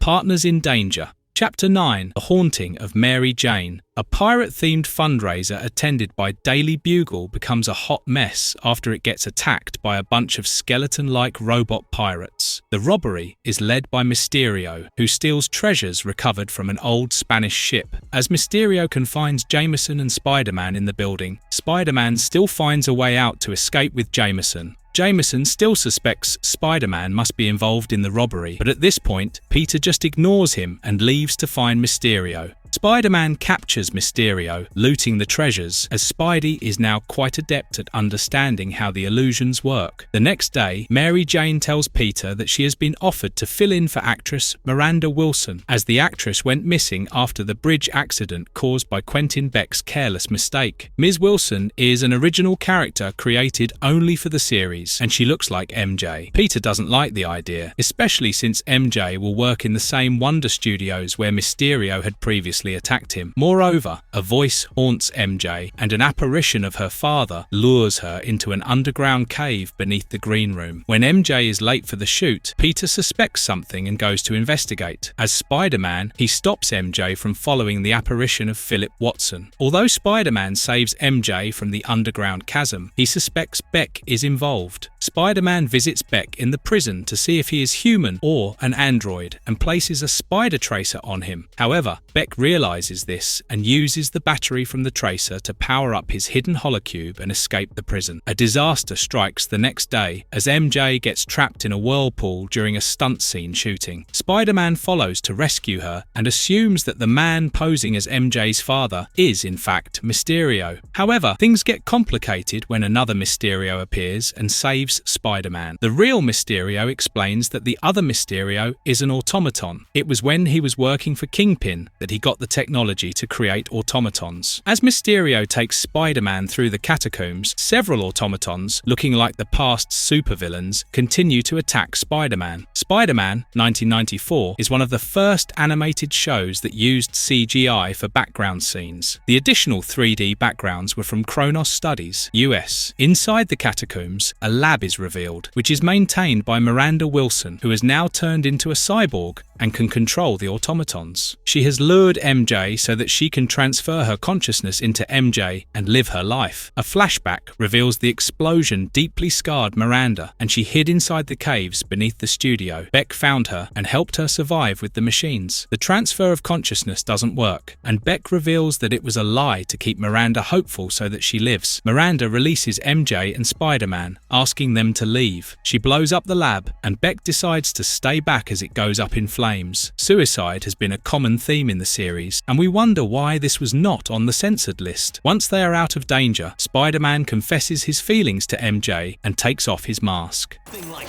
world domination. Partners in Danger, Chapter 10, Lizard King. After revealing himself as Peter Parker, Spider-Man takes Mary Jane beside his favourite gargoyle and proposes to her with a spider tracer ring. MJ says yes, but it's mad of her to jump off the ledge to show she trusts Peter with her life. Meanwhile, Kirk Connors rushes to blast himself with a ray to control his growing lizard arm, while three other monstrous lizards, Gecko, Monitor and Guyla, watch him. When MJ and Peter break the news of their engagement to their aunts, May is overjoyed, and Anna can hardly contain her disappointment. Later, MJ and Peter arrive at Dr. Connor's lab and ask him to walk her down the aisle. In a dramatic turn of events, the three lizards attack right after Connors agrees. MJ creates a diversion for Peter to change into Spider-Man. However, he fails to save MJ and Kurt from being abducted by the lizards. Do you know Spider-Man was forbidden to appear in any other Marvel cartoons on Fox Kids? But he did make a small cameo in X-Men 97. The lizards explain that the liquid dropped by Kurt was consumed by the lizards, which transformed them, and they can feel a connection with Kurt. Kurt explained his experiment with lizard DNA and neogenics to MJ. He recalls that when he drained the formula, it went to the sewers. As Dr. Connors starts changing into the lizard, he creates a diversion and asks MJ to inform everything to his wife and son. Despite Peter asking MJ not to get involved, she visits Margaret Connors. Margaret shows MJ a video message of Kurt, where he asks Margaret to use a neutron bomb on Kurt if he ever turns into the lizard. Margaret seeks Peter's help, but MJ explains he is out of town and asks her to involve Deborah. Deborah, on the other hand, has become a party girl since Morbius's disappearance. Surprisingly, Flash wants to study and gets upset at Deborah. Margaret and MJ seek Deborah's help, and she remodifies the bomb to be only a neutralizer. The three women venture into the sewers to save their loved ones. Kurt completely changes into the lizard and forgets all his humanity. He orders the lizard subordinates to confine Spider-Man in jail. Gila, the female lizard, also doesn't approve of the wild ways, and she too gets imprisoned with Spider-Man. However, when Spider-Man explains that an accident changed them, Gila gets visibly upset. Gila is voiced by Kathy Garver, who also voiced Firestar in Spider-Man and His Amazing Friends. The captives are taken to an arena to participate in a fighting game. While Deborah tackles a lizard, Margaret and MJ enter the arena. Spider-Man also starts fighting the lizard. However, Gila snatches the bomb and rebukes her kind for making stupid decisions. She activates the bomb, turning Lizard back into Kurt, while the others turn back into small lizards. The incident helps Peter and MJ get a better understanding of what they are in for.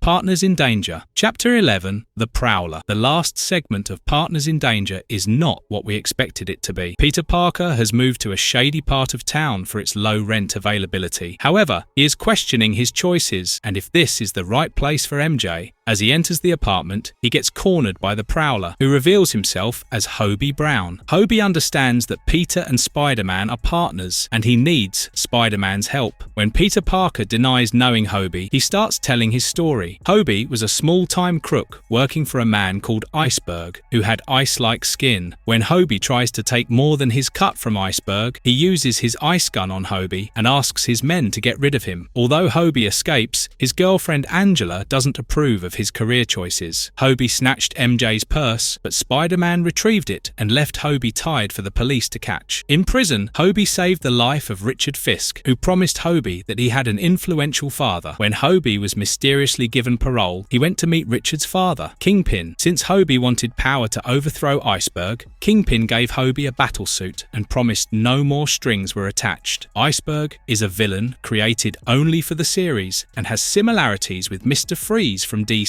Hobie assumes the name Prowler and overthrows Iceberg, but Spider-Man tries to stop him. Prowler even thought he killed Spider-Man when Spider-Man fell into the river while being bound. Peter remembers it was really difficult for him to get rid of the bindings and come up the water. However, just as Prowler assumes power over Iceberg, his battlesuit starts shocking him and a Spider-Seeker arrives with a projector that relays Kingpin's holographic message. Kingpin explains that Iceberg worked for him and was becoming too uncontrollable, so he gave Hobie the suit, but the batteries were with Kingpin. Hobie must submit to Kingpin, or else he will get shocked or blown apart by the suit. Hobie then goes to meet Angela, but she has already moved on with a man called Henry, who has a regular job. Prowler needs Spidey's help to defeat Kingpin. The character of Hobie is changed in the series. As in the comics, he is an African-American teenager who got fired and used his engineering skills to steal. Peter helps Hobie with removing the shocking feature temporarily, but when Prowler appears before Kingpin, he again shocks Hobie. At this time, Spider-Man enters the scene, and together with Prowler, they get inside the lab. Spider-Man helps Prowler to remove the detonating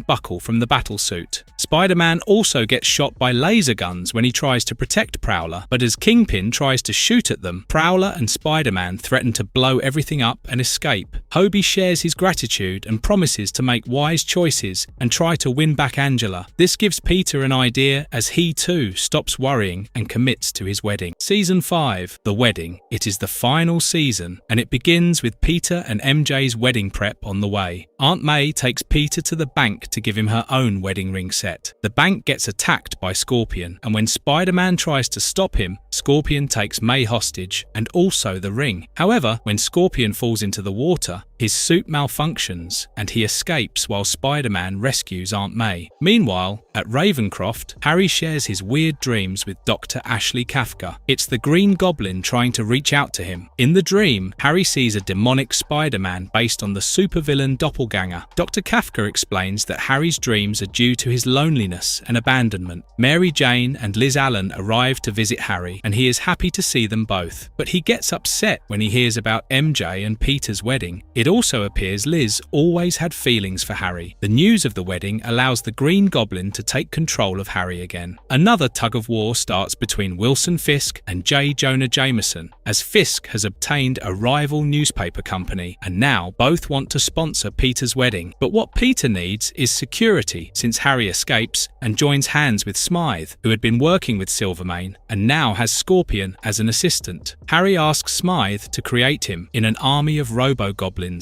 in exchange for Silvermane to control Oscorp's day-to-day operations. However, Harry will retain the ownership. Robbie is the best man during the wedding, while Deborah, Flash and Felicia also attend. Although this episode is based on The Amazing Spider-Man Vol. 1, annual issue number 21, there are some slight differences, like Flash is not the best man and Harry is not attending with his girlfriend Liz. The Green Goblin and his robo-goblins attack the venue just before the oaths, and as everyone escapes, Harry forces the priest to wed MJ and him. Felicia changes into Black Cat and joins Spider-Man in fighting the robots. Kingpin also orders Landon to release the ultimate Spider Slayer to fight the robots. The Scorpion also joins the fight from Goblin's side, but Kingpin controls the Slayer to rip off his tails. However, the bridesmaid Liz confesses her feelings for Harry, and the Green Goblin loses control over Harry, who wishes to return to Ravencroft. The wedding finally resumes, and we see Anna Watson finally happy. Jameson also gifts Peter and MJ the Daily Bugle van as a gift. As the happy couple leaves, the Green Goblin watches in frustration from limbo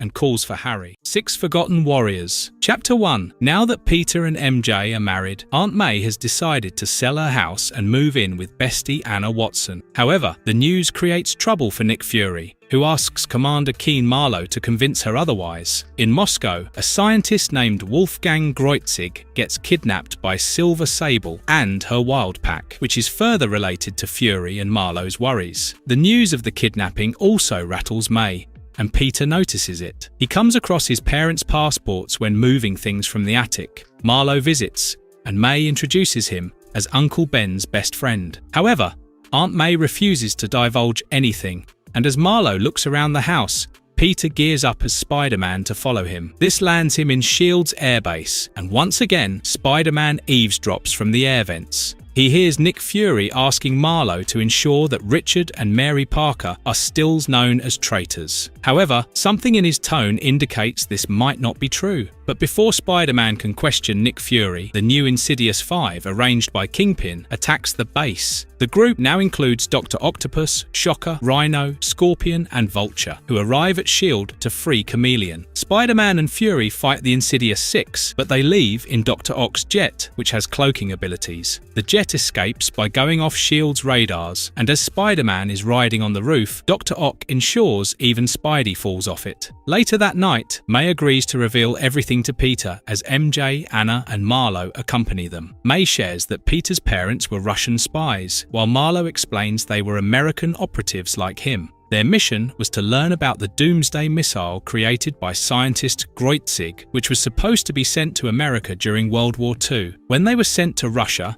it was suddenly announced that they had died in a plane crash in Russia. In the comics, Richard and Mary Parker died in Algeria and were CIA. Peter decides to uncover the truth and decides to go to Russia. It's good that MJ supports him and shows Semper's mature writing. However, Semper may have overly complicated the 5th season. Peter makes Jameson believe that Spider-Man is going to Russia to assume the position of power, and Jameson sponsors Peter to let him cover it. But the most suspicious of all is Robbie, who tags along and may have ulterior motives. After reaching Russia, Spider-Man spies on Robbie, who meets with another scientist, Lentz. Silver Sable and the Wild Pack attack them, and although Spider-Man intervenes, all of them are knocked out by the group. 6 Forgotten Warriors. Chapter 2. Unclaimed Legacy. While Robbie defuses a bomb left over by Silver Sable, Lentz is taken to the lair of a mysterious man. The next morning, Peter insists on joining Robbie as he goes to meet his friend, Detective Boris Pushkin. Boris gives them the address of Kreutzig's daughter, Elena, who reported the kidnapping to the police. However, they are thrown out of the building by the chief of police. Elena recognizes Parker's name and reveals that Peter's parents were not traitors, but pretended to be to find out about the Doomsday weapon. She also informs that Kreutzig told her about the 6 warriors and shows him a box with the 6 emblem. Elena's husband grabs the box and flees. Peter follows him as Spider-Man, and it turns out to be Chameleon, while Elena's real husband is tied in the back seat. Chameleon crashes the car and escapes with the box as Spider-Man saves Elena's husband, Carl. As he follows Chameleon, Spider-Man realizes it's a trap, and soon he gets attacked by the Insidious Six. They take him to Kingpin's lair, but just as Kingpin is about to unmask Spider-Man, they get attacked by Silver Sable and the Wild Pack. Even though this series deals with well-boiled stories, Avi Arad mainly focused on how it will improve the toy business. This caused regular disagreements with Semper, who was almost on the verge of being fired. However, Semper eventually succeeded in making Arad see how a good plot can sell more, and we couldn't agree more. While being tied alongside Kingpin and the Insidious Six, Spider-Man questions Silver Sable's loyalty, but she reveals she is a mercenary and learned about Kingpin's place from a mole in his team. While this secret is not revealed in this episode, we expect it to be answered soon. The mysterious man Silver Sable was working for Arrives to obtain the box, but Kingpin breaks through the restraints and unmasks the man as Red Skull, the same one who forced Kreutzig into making the Doomsday device. However, this is also a mask, as the man is revealed to be Chief of Police Kamizar Kragoff, but he is the real Red Skull's son who wants to fulfill his father's dream. Kingpin frees his men and orders them to restrain Silver Sable and her group.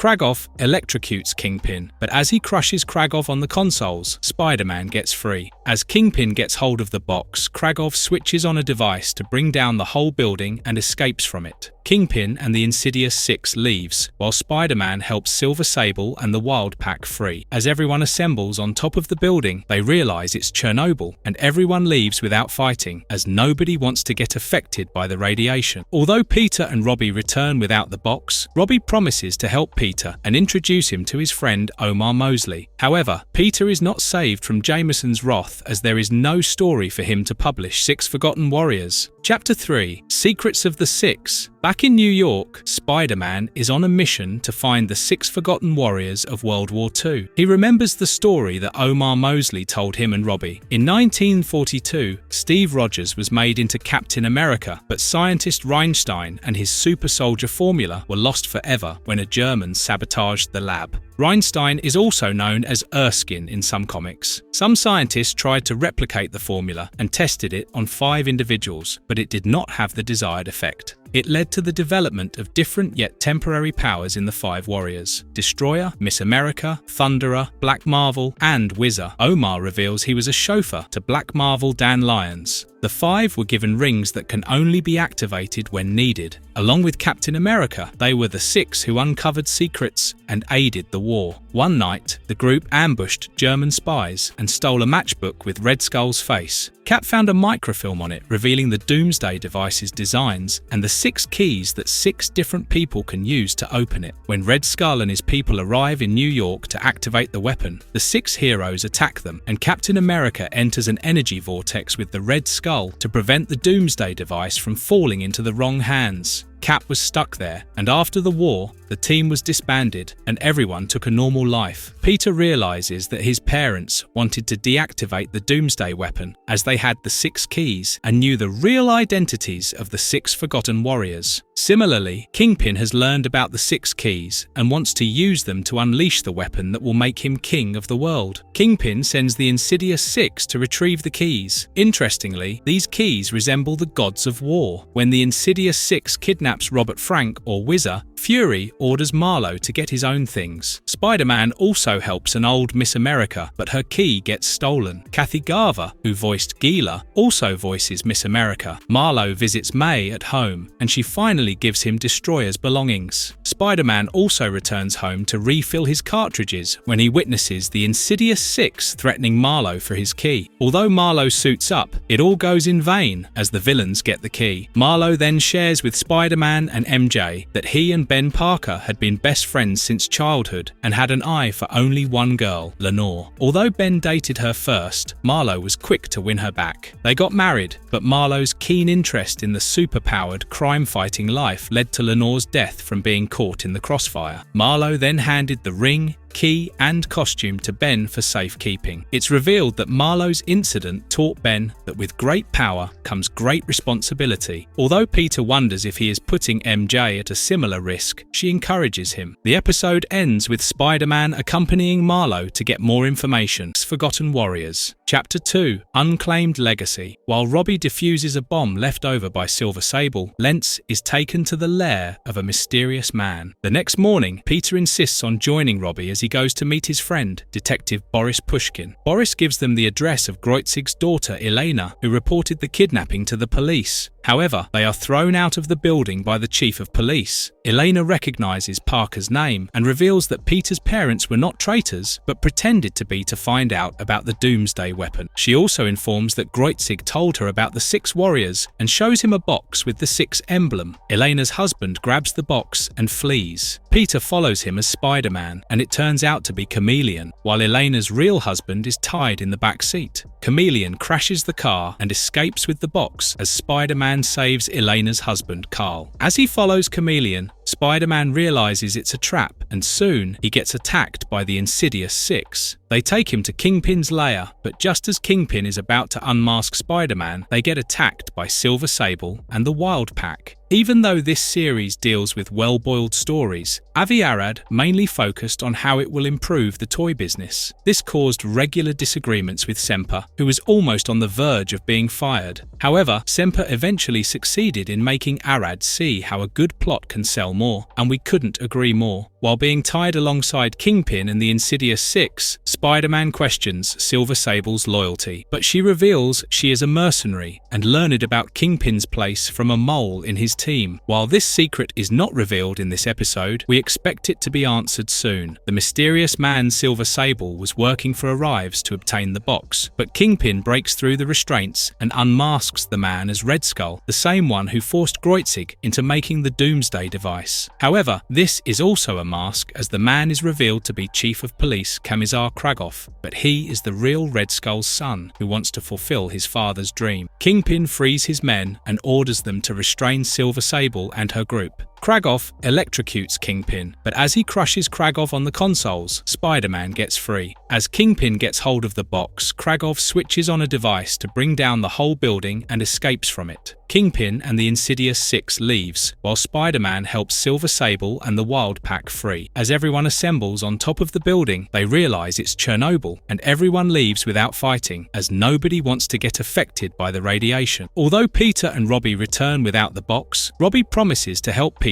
and introduce him to his friend Omar Mosley. However, Peter is not saved from Jameson's wrath, as there is no story for him to publish Six Forgotten Warriors. Chapter 3: Secrets of the Six. Back in New York, Spider-Man is on a mission to find the Six Forgotten Warriors of World War II. He remembers the story that Omar Mosley told him and Robbie. In 1942, Steve Rogers was made into Captain America, but scientist Reinstein and his super soldier formula were lost forever when a German sabotaged the lab. Reinstein is also known as Erskine in some comics. Some scientists tried to replicate the formula and tested it on 5 individuals, but it did not have the desired effect. It led to the development of different yet temporary powers in the 5 warriors: Destroyer, Miss America, Thunderer, Black Marvel, and Whizzer. Omar reveals he was a chauffeur to Black Marvel Dan Lyons. The 5 were given rings that can only be activated when needed. Along with Captain America, they were the 6 who uncovered secrets and aided the war. One night, the group ambushed German spies and stole a matchbook with Red Skull's face. Cap found a microfilm on it revealing the Doomsday device's designs and the 6 keys that 6 different people can use to open it. When Red Skull and his people arrive in New York to activate the weapon, the 6 heroes attack them, and Captain America enters an energy vortex with the Red Skull to prevent the Doomsday device from falling into the wrong hands. Cap was stuck there, and after the war, the team was disbanded and everyone took a normal life. Peter realizes that his parents wanted to deactivate the Doomsday weapon as they had the 6 keys and knew the real identities of the 6 Forgotten Warriors. Similarly, Kingpin has learned about the 6 keys and wants to use them to unleash the weapon that will make him king of the world. Kingpin sends the Insidious Six to retrieve the keys. Interestingly, these keys resemble the gods of war. When the Insidious Six kidnaps Robert Frank, or Whizzer, Fury orders Marlowe to get his own things. Spider-Man also helps an old Miss America, but her key gets stolen. Kathy Garver, who voiced Gila, also voices Miss America. Marlowe visits May at home, and she finally gives him Destroyer's belongings. Spider-Man also returns home to refill his cartridges when he witnesses the Insidious Six threatening Marlowe for his key. Although Marlowe suits up, it all goes in vain as the villains get the key. Marlowe then shares with Spider-Man and MJ that he and Ben Parker had been best friends since childhood and had an eye for only one girl, Lenore. Although Ben dated her first, Marlowe was quick to win her back. They got married, but Marlowe's keen interest in the superpowered, crime-fighting life led to Lenore's death from being caught in the crossfire. Marlowe then handed the ring, key and costume to Ben for safekeeping. It's revealed that Marlowe's incident taught Ben that with great power comes great responsibility. Although Peter wonders if he is putting MJ at a similar risk, she encourages him. The episode ends with Spider-Man accompanying Marlowe to get more information.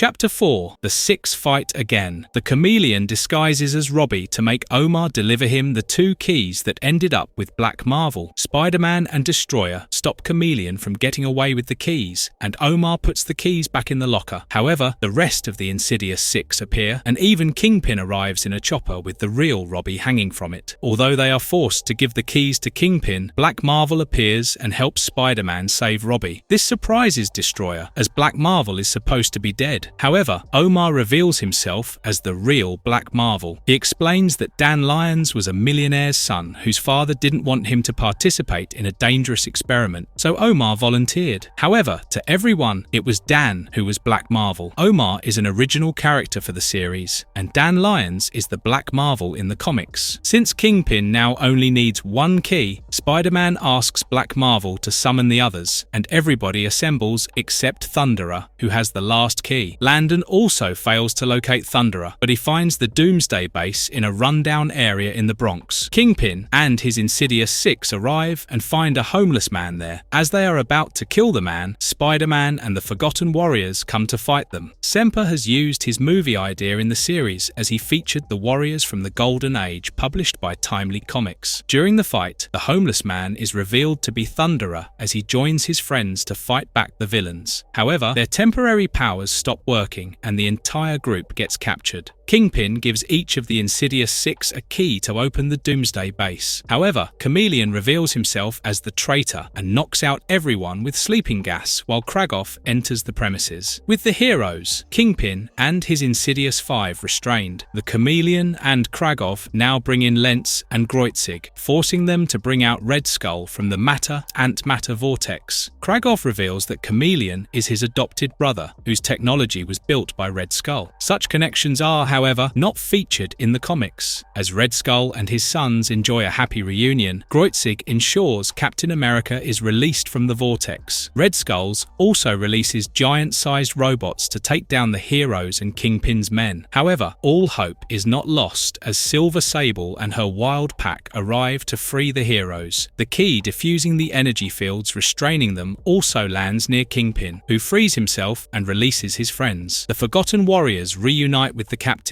and the 2 groups fight the Sentinel-like robots and destroy them. Kingpin captures Chameleon to exact his revenge, while Sable reveals that she has joined her father's mission to capture German war criminals, and so along with Spider-Man, she goes after Red Skull and his son.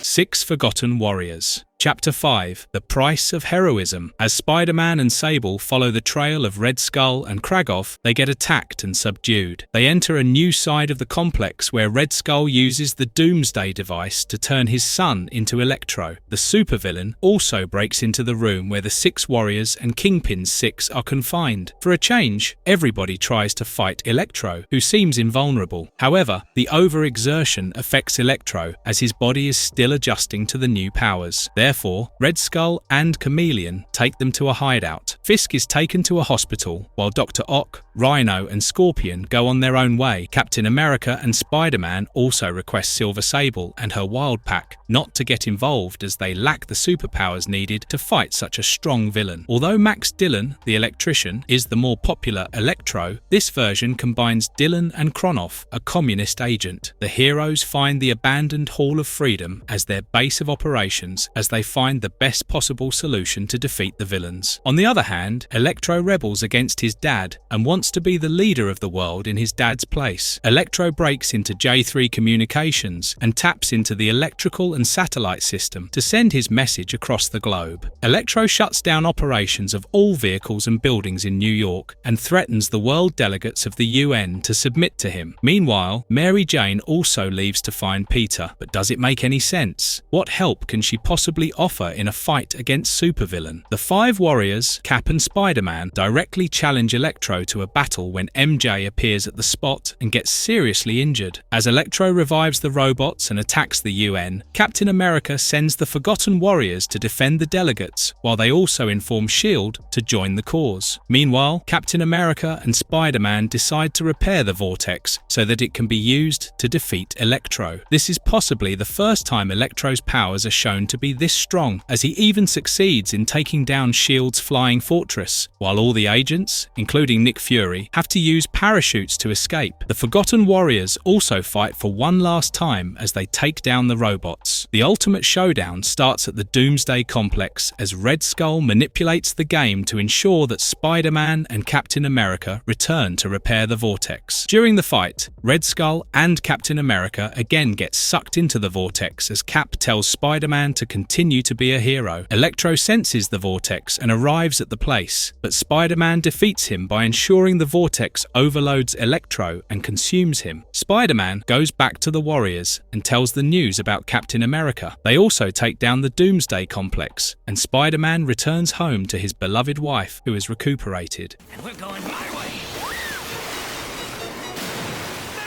The Return of Hydroman. Part 1. Mary Jane experiences a scary dream featuring a clown that kidnaps her while Peter drives them in the Daily Bugle van. It's time for Peter and MJ's honeymoon as they drive to Niagara Falls, but Hydroman appears while they are on the cruise and takes MJ back to New York City. A devastated Peter Parker only gets hold of MJ's jacket, searches everywhere in vain, and ultimately seeks help from Terry. For the first time, Peter gives it back to Anna Watson when she blames Peter for MJ being missing. As Peter wallows in his desolateness, Felicia visits him and asks him to take Spider-Man's help. Although he refuses, Peter realizes he must stop thinking like a husband but like a scientist. Spider-Man gets MJ's jacket from the police lab and takes it to the ESU to test the samples. He notices its oil particles and realizes that Maury Bench must have taken MJ to the oil rig in the middle of the ocean. Interestingly, John Semper never supported the idea of Peter Parker getting the girl and getting married. It's perhaps why Peter doesn't have a smooth marriage. However, an angsty hero is a cliched trope, so this was a nice momentary change. Spider-Man steals a speedboat and drives to the oil rig to get MJ. He sends her back with the boat and stops Hydroman from following MJ. But when Hydroman brings down the oil rig, Spidey is on the brink of getting electrocuted. Black Cat arrives to help, and together they reach the dock to find MJ and Bench. Meanwhile, MJ has been arrested for the theft of the boat, and as police question her, Bench breaks into the precinct. MJ escapes the precinct and gets into a factory. She remembers some of Peter's science talk as she sets potassium chlorate and strontium nitrate on fire. The red and blue smoke signals Spider-Man, who, along with Black Cat, arrives at the factory to rescue MJ. However, Bench proves strong enough to overthrow Black Cat, and MJ helps her.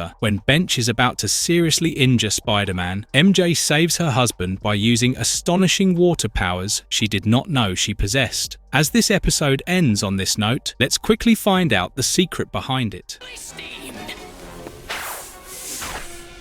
The Return of Hydroman Part 2. Mary Jane's sudden Hydroman-like power startles Spider-Man, but both lie to Black Cat, and Hydroman escapes. Black Cat flirts with Spider-Man in front of MJ, and he explains that she supported him when MJ was missing. The number of times these almost learn of each other's real identity is crazy. Peter takes MJ to the police, and she tells Terry about her dreams, amnesia, and everything else except the powers. Finally, Anna Watson hugs Peter and asks her to take care of MJ. Peter then takes his wife to Dr. Kirk Connors, who hypnotizes MJ. MJ explains that in the dream, she is drowning when a person calls to her as her father, but it suddenly changes to a clown that speaks in Bench's voice. MJ also starts wearing her wedding dress, and suddenly, a man informs her she cannot leave. The man turns into a pirate, and as MJ falls, she gets a whiff of the baking smell. Since Peter and MJ have gone into hiding,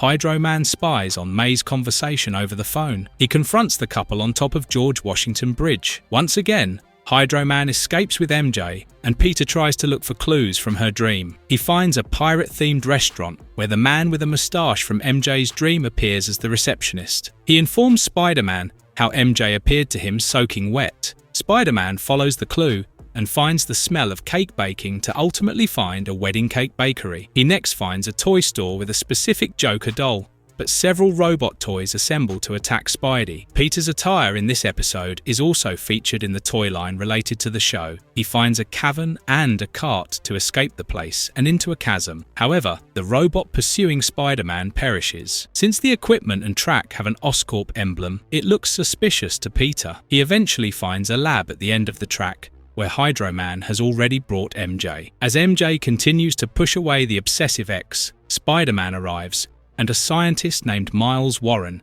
explains how the situation came to be. Dr. Warren collected Hydroman's DNA after he evaporated and created a clone of Bench. Dr. Warren explains that Bench forced the Doctor to create an MJ clone, and Warren collected MJ's DNA from her apartment. Yet the clone retained the memories and feelings of the real MJ. So it appears Spider-Man married a clone while his real love is still in limbo. Hydroman starts a fight, but since the experiment has not been successful, he quickly evaporates. The same happens to MJ in a truly heart-wrenching way. Peter's screams in agony and despair can be felt through our screens as Dr. Warren floods the place until the clones are finished. Spider-Man leaves the underwater base, but a shred of his clothing remains with Dr. Warren. Season 6 was expected to deal with clone Spider-Man, but the idea was later abandoned. Dr. Warren is also associated with Smythe, as Spider-Man expected. But what will Peter do now that MJ is missing once again? Well, at least Madam Web has come back to advise Spider-Man again. Power of lightning, come to my aid! Secret Wars, Chapter 1. Arrival. Madam Web takes Spider-Man to meet the intergalactic being, Beyonder, who has a test for him. For reasons yet unknown, Beyonder wants to play a game called Good vs. Evil and see who wins. He sadistically chooses a paradise-like alien planet and sends supervillains, Dr. Octopus, Dr. Doom, Cyborg Smythe, Red Skull, and Lizard to the planet, who brings it to ruins. Amazingly, different forms of evil are represented through this selection. Since Beyonder transcends time and space, these things happen quickly. Beyonder then takes Spider-Man to the last resistance base of the planet and asks him to assemble his own team of superheroes using a space-time transporter to fight evil. Unlike the comics, the Beyonder is given a human body. With no option left, Spider-Man chooses the Fantastic Four, Captain America, Iron Man, and Storm of the X-Men to aid him. However, Thing and Human Torch initially distrust Spider-Man and attempt to fight him, but Iron Man defends him. The internal fight takes a break when Lizard breaks into the room and blames Spider-Man for confining him. The heroes help Spider-Man and start their bickering again when Lizard runs off from the building. The episode is inspired by the limited series Marvel Superheroes Secret Wars, Volume 1, issues number 1 to 12, but many X-Men and some villains were not included due to budget issues. Spider-Man insists that the Lizard is his friend, and the heroes follow him. However, giant sandworms emerge from the ground and attack both Lizard and the heroes. They fight together, helping each other, and run back to the base as Sue Storm, or Invisible Girl, levitates and carries the unconscious Lizard inside. She also holds off the Dune monsters with a force field. However, she cannot hold it for long, and Dr. Reed Richards finds that the Resistance base has its own shield to protect it. However, since it lacks the power to charge, Spider-Man asks Storm to power it. While the reinstated shield sends the worms back, Mr. Fantastic revives the dormant Kirk Connors inside Lizard's body. Since Hulk could not be used as the series was playing on a rival network, the Lizard was used to replace him. As Lizard wakes up as Connors, he joins the good side. Spider-Man gives his speech to fight the evil, and everyone agrees to follow him. Madam Web and Beyonder observe the team hopefully, while Spider-Man promises to record everything subsequently so that it's not a secret wars people don't know about.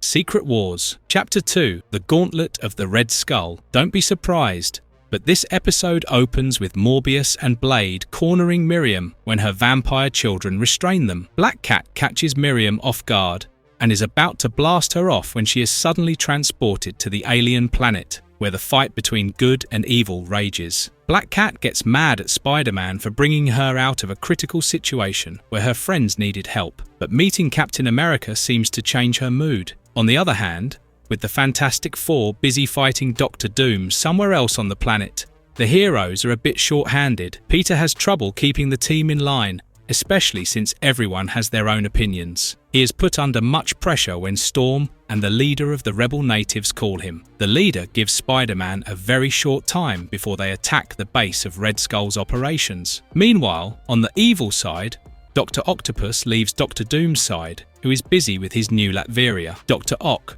rejoins Red Skull and Smythe in preparing giant robots called Cyber Skulls to fight the rebels. However, Smythe learns that Red Skull and Dr. Octopus intend to overthrow each other and become his employer. As the heroes also make it through the sandy lands of the planet, they come across various obstructions like earthquakes, avalanches, hidden geysers, and even volcanic eruptions. Spider-Man stays ahead of the group so that he can use his spider senses to gauge trouble before it strikes them. However, he immediately regrets his decision when he sees Black Cat and Cap cozying up to each other as they walk at the rear end of the group. The episode wastes a few good minutes showing repeated scenes as Black Cat rehashes her father's story and her origin to Captain America. It is, however, ironic that Jennifer Hale, who voices Black Cat, and David Hayter, who voices Captain America, are both Canadians. The group faces more tests as Iron Man's suit gets damaged, and the volcanic eruption almost causes Black Cat to fall into hot lava. However, Spider-Man and Captain America save her in time, while Lizard Connors fix Iron Man's suit so he can breathe and participate in the action. Finally, it's time for the battle as the rebels attack from the front, while Spider-Man leads his team to infiltrate Red Skull's fortress. To their surprise, Smythe helps Spider-Man and the team, as he only wants to return to his father on Earth. While Storm creates a sandstorm to buy time, Spider-Man takes control of the fortress and destroys all the robots. However, despite all efforts, Red Skull and Dr. Octopus escape the place on an escape pod. Later, Spider-Man apologizes to Black Cat for bringing her unwarranted, but she shares her gladness to fight beside heroes and kisses him despite his protests. After the tragedy of the clone Mary Jane, this is probably too fast, too soon. Back on Earth, Blade and Morbius fail to find traces of the Black Cat, but Morbius senses she is well and will return soon. Be dominated.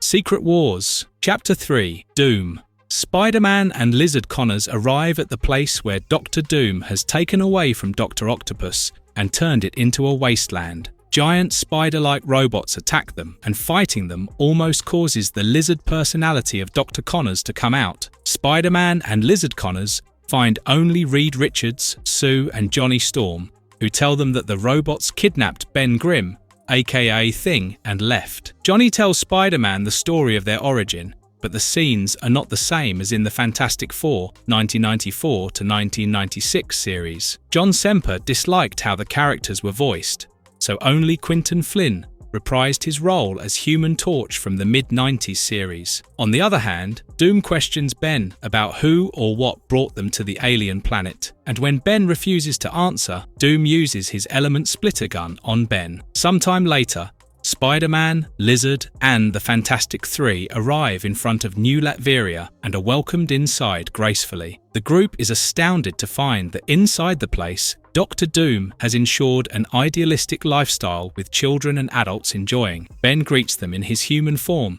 and shows that the element splitter has ensured Ben can change into the Thing at will. Doom reveals that he cured Ben and himself, but he insults Reed, leading to an outright battle. Doom's robots confine the heroes in prison, but promise Ben not to harm them. When Ben asks Doom to release them, Doom wants Ben to be truthful in exchange. After Ben tells Doom about the Beyonder, Doom locates the plane where Beyonder is and merges his powers with his own. He then sends all the supervillains back to Earth and assembles the superheroes in his palace. Doom orders the heroes to surrender, but when they refuse, Doom sends them to the wasteland. As the heroes decide to fight back, Doom hears them and drops a mountain, but they manage to escape. In the comics, the mountain is dropped by Molecule Man, while the heroes are saved by Hulk holding up the mountain. It's disappointing that the episode doesn't show how the heroes survived. While Spidey decides to draw Beyonder out of Doom, the power of Beyonder drains Doom. As Doom sleeps, his nightmares manifest themselves as creatures that attack New Latveria. Ben wakes up Doom and asks him to stop,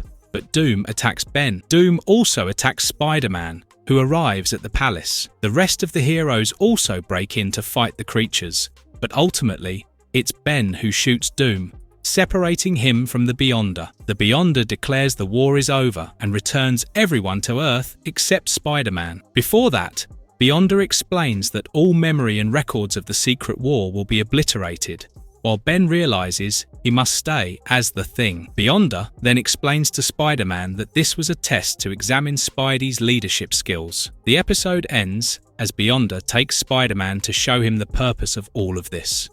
Let's just say I'm here to help, although I'm not prepared for anything like this. Spider Wars. Chapter 1. Really, really hate clones. Beyonder brings Spider-Man to an apocalyptic New York, which is in ruins, and leaves him to rectify the situation. Spider-Man soon notices the Green Goblin and Hobgoblin flying across the city. The goblins reach the Daily Bugle building, from where Jameson is transmitting a radio message to the survivors of the city. The goblins threaten to drop Robbie from the building and ask Jameson to hand over the microwave broadcaster. It seems the goblins are working for somebody. Jameson, as usual, blames Spider-Man for everything, but it comes as a great shock to Spidey when he saves Robbie, who is also turned against him. When Spidey returns to save Jameson, the goblins call him boss. Soon, it's revealed that the goblins are employed by the Spider-Carnage version of Spider-Man. Spider-Carnage beats the hell out of Spidey and comments that he hates clones. The original Spidey is transported to Madam Web's parlor by Beyonder, who has become weak. As Madam Web introduces other Spider-Man versions, she names the original Spidey as the leader since he has passed gloriously in the Secret Wars segment. A mini-series was planned that would take Spidey and Madam Web's journey through time to find MJ. But of course, it didn't happen. Coming back, the Scarlet Spider is from the present reality. He is named Ben Reilly and has blonde hair. Miles Warren cloned Reilly, but since the original Peter Parker hated him, Reilly tried changing his looks and identity. However, Kurt Connors tested Ben's gene and believed that Ben was the original and the other was a clone. This increased the hatred of the other. Peter Parker sabotaged Scarlet Spider's mission of stopping Kingpin from creating an interdimensional portal. However, Carnage appeared out of the portal and bonded with Peter. John Semper wanted to use Carnage more in the series, and one discarded plot for Season 6 would feature Spidey going to Victorian-era England and meeting Carnage posing as Jack the Ripper. Anyway, Beyonder now shows the future in which Spider-Carnage would use the microwave broadcaster to amplify the interdimensional portal that will wipe out Earth and the universe, other galaxies, dimensions, and realities. Beyonder used all his powers to protect his own dimension and now wants the Spider-Men from different realities to stop Spider-Carnage. Kingpin, Smythe, the Goblins, and Spider-Carnage prepare to use the device when Spider-Man decides to sneak into Crime Central. Although not every Spider-Man is ready to accept the original Peter as their leader, they still tag along. The Spider-Man without any powers is, of course, left behind. However, during the fight with the villains, the Tentacle Spider-Man and wealthy Armored Spider-Man get defeated and teleported. Six-armed Spider-Man almost defeats Spider-Carnage with sonic bombs, but his mutations suddenly act up, changing him to Man-Spider, who lifts up Scarlet Spider and our Spidey, ending the episode on a high point. I love you. I love you too, Uncle Ben. Spider Wars. Chapter 2, Farewell Spider-Man. The fight at Crime Central continues, and Beyonder sends powerless Spider-Man to reality. As Spider-Carnage switches on his device, the other Spider-Men try to convince Kingpin that it's not a mind control device, but a bomb to obliterate all reality. Scarlet Spider severs wires to stop the amplified explosion, but Spider-Carnage escapes into a different reality. As the bomb still explodes, Madam Web brings back the rest of the Spider-Men and Kingpin to her parlor. However, she sends the original Peter Parker to the same reality where Spider-Man Carnage is. Multi-billionaire Spider-Man realizes it's his reality, and his arrogant nature finally starts to make sense. In this reality, everyone loves Spider-Man and knows him as Peter Parker. It's shocking to Anna and Jameson shower love on Spidey. The episode also introduces Gwen Stacy, who appears as Spider-Man's fiancée. While investigating the Peter Parker Science Foundation, Spidey also comes across the giant spider robot the armored Spider-Man was talking about earlier. As Spidey and Spider-Carnage give it opposing voice commands, it short-circuits. Peter also comes across MJ, who barely has any time for him. Wilson Fisk appears as Peter's lawyer and ushers him away, only to reveal he is now working for Spider-Carnage. As Peter remains restrained, Gwen comes to free him and tells him of the imposter giving a speech. As Spider-Carnage and Spidey start their final fight, Gwen shoots Spider-Carnage with Sonic Machine. Fisk stops her, but Spider-Carnage grabs Gwen and leaves while accidentally divulging his plans in front of him. The show was cancelled due to a clash between producer Avi Arad and Fox president Margaret Loesch, who cancelled the show and shut down Marvel Films animation. The original Spidey understands that he must talk to the real Peter Parker inside Spider-Carnage, and for that, he brings Uncle Ben. Since everything is all positive in this reality, Spidey assumes Uncle Ben is probably alive in this reality. Uncle Ben succeeds in convincing Spider-Carnage to get rid of the symbiote,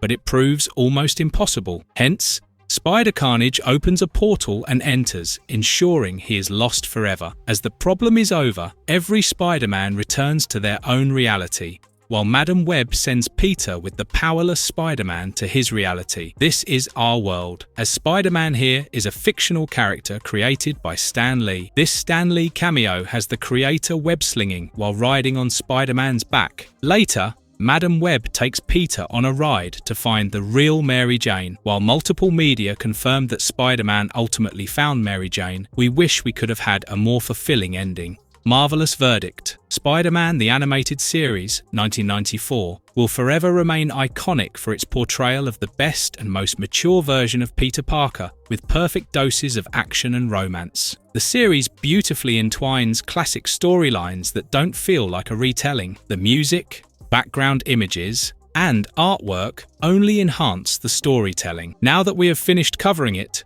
what do you think are the highs and lows of this series? Also, if you have stayed with us this long, make sure you like and subscribe our content.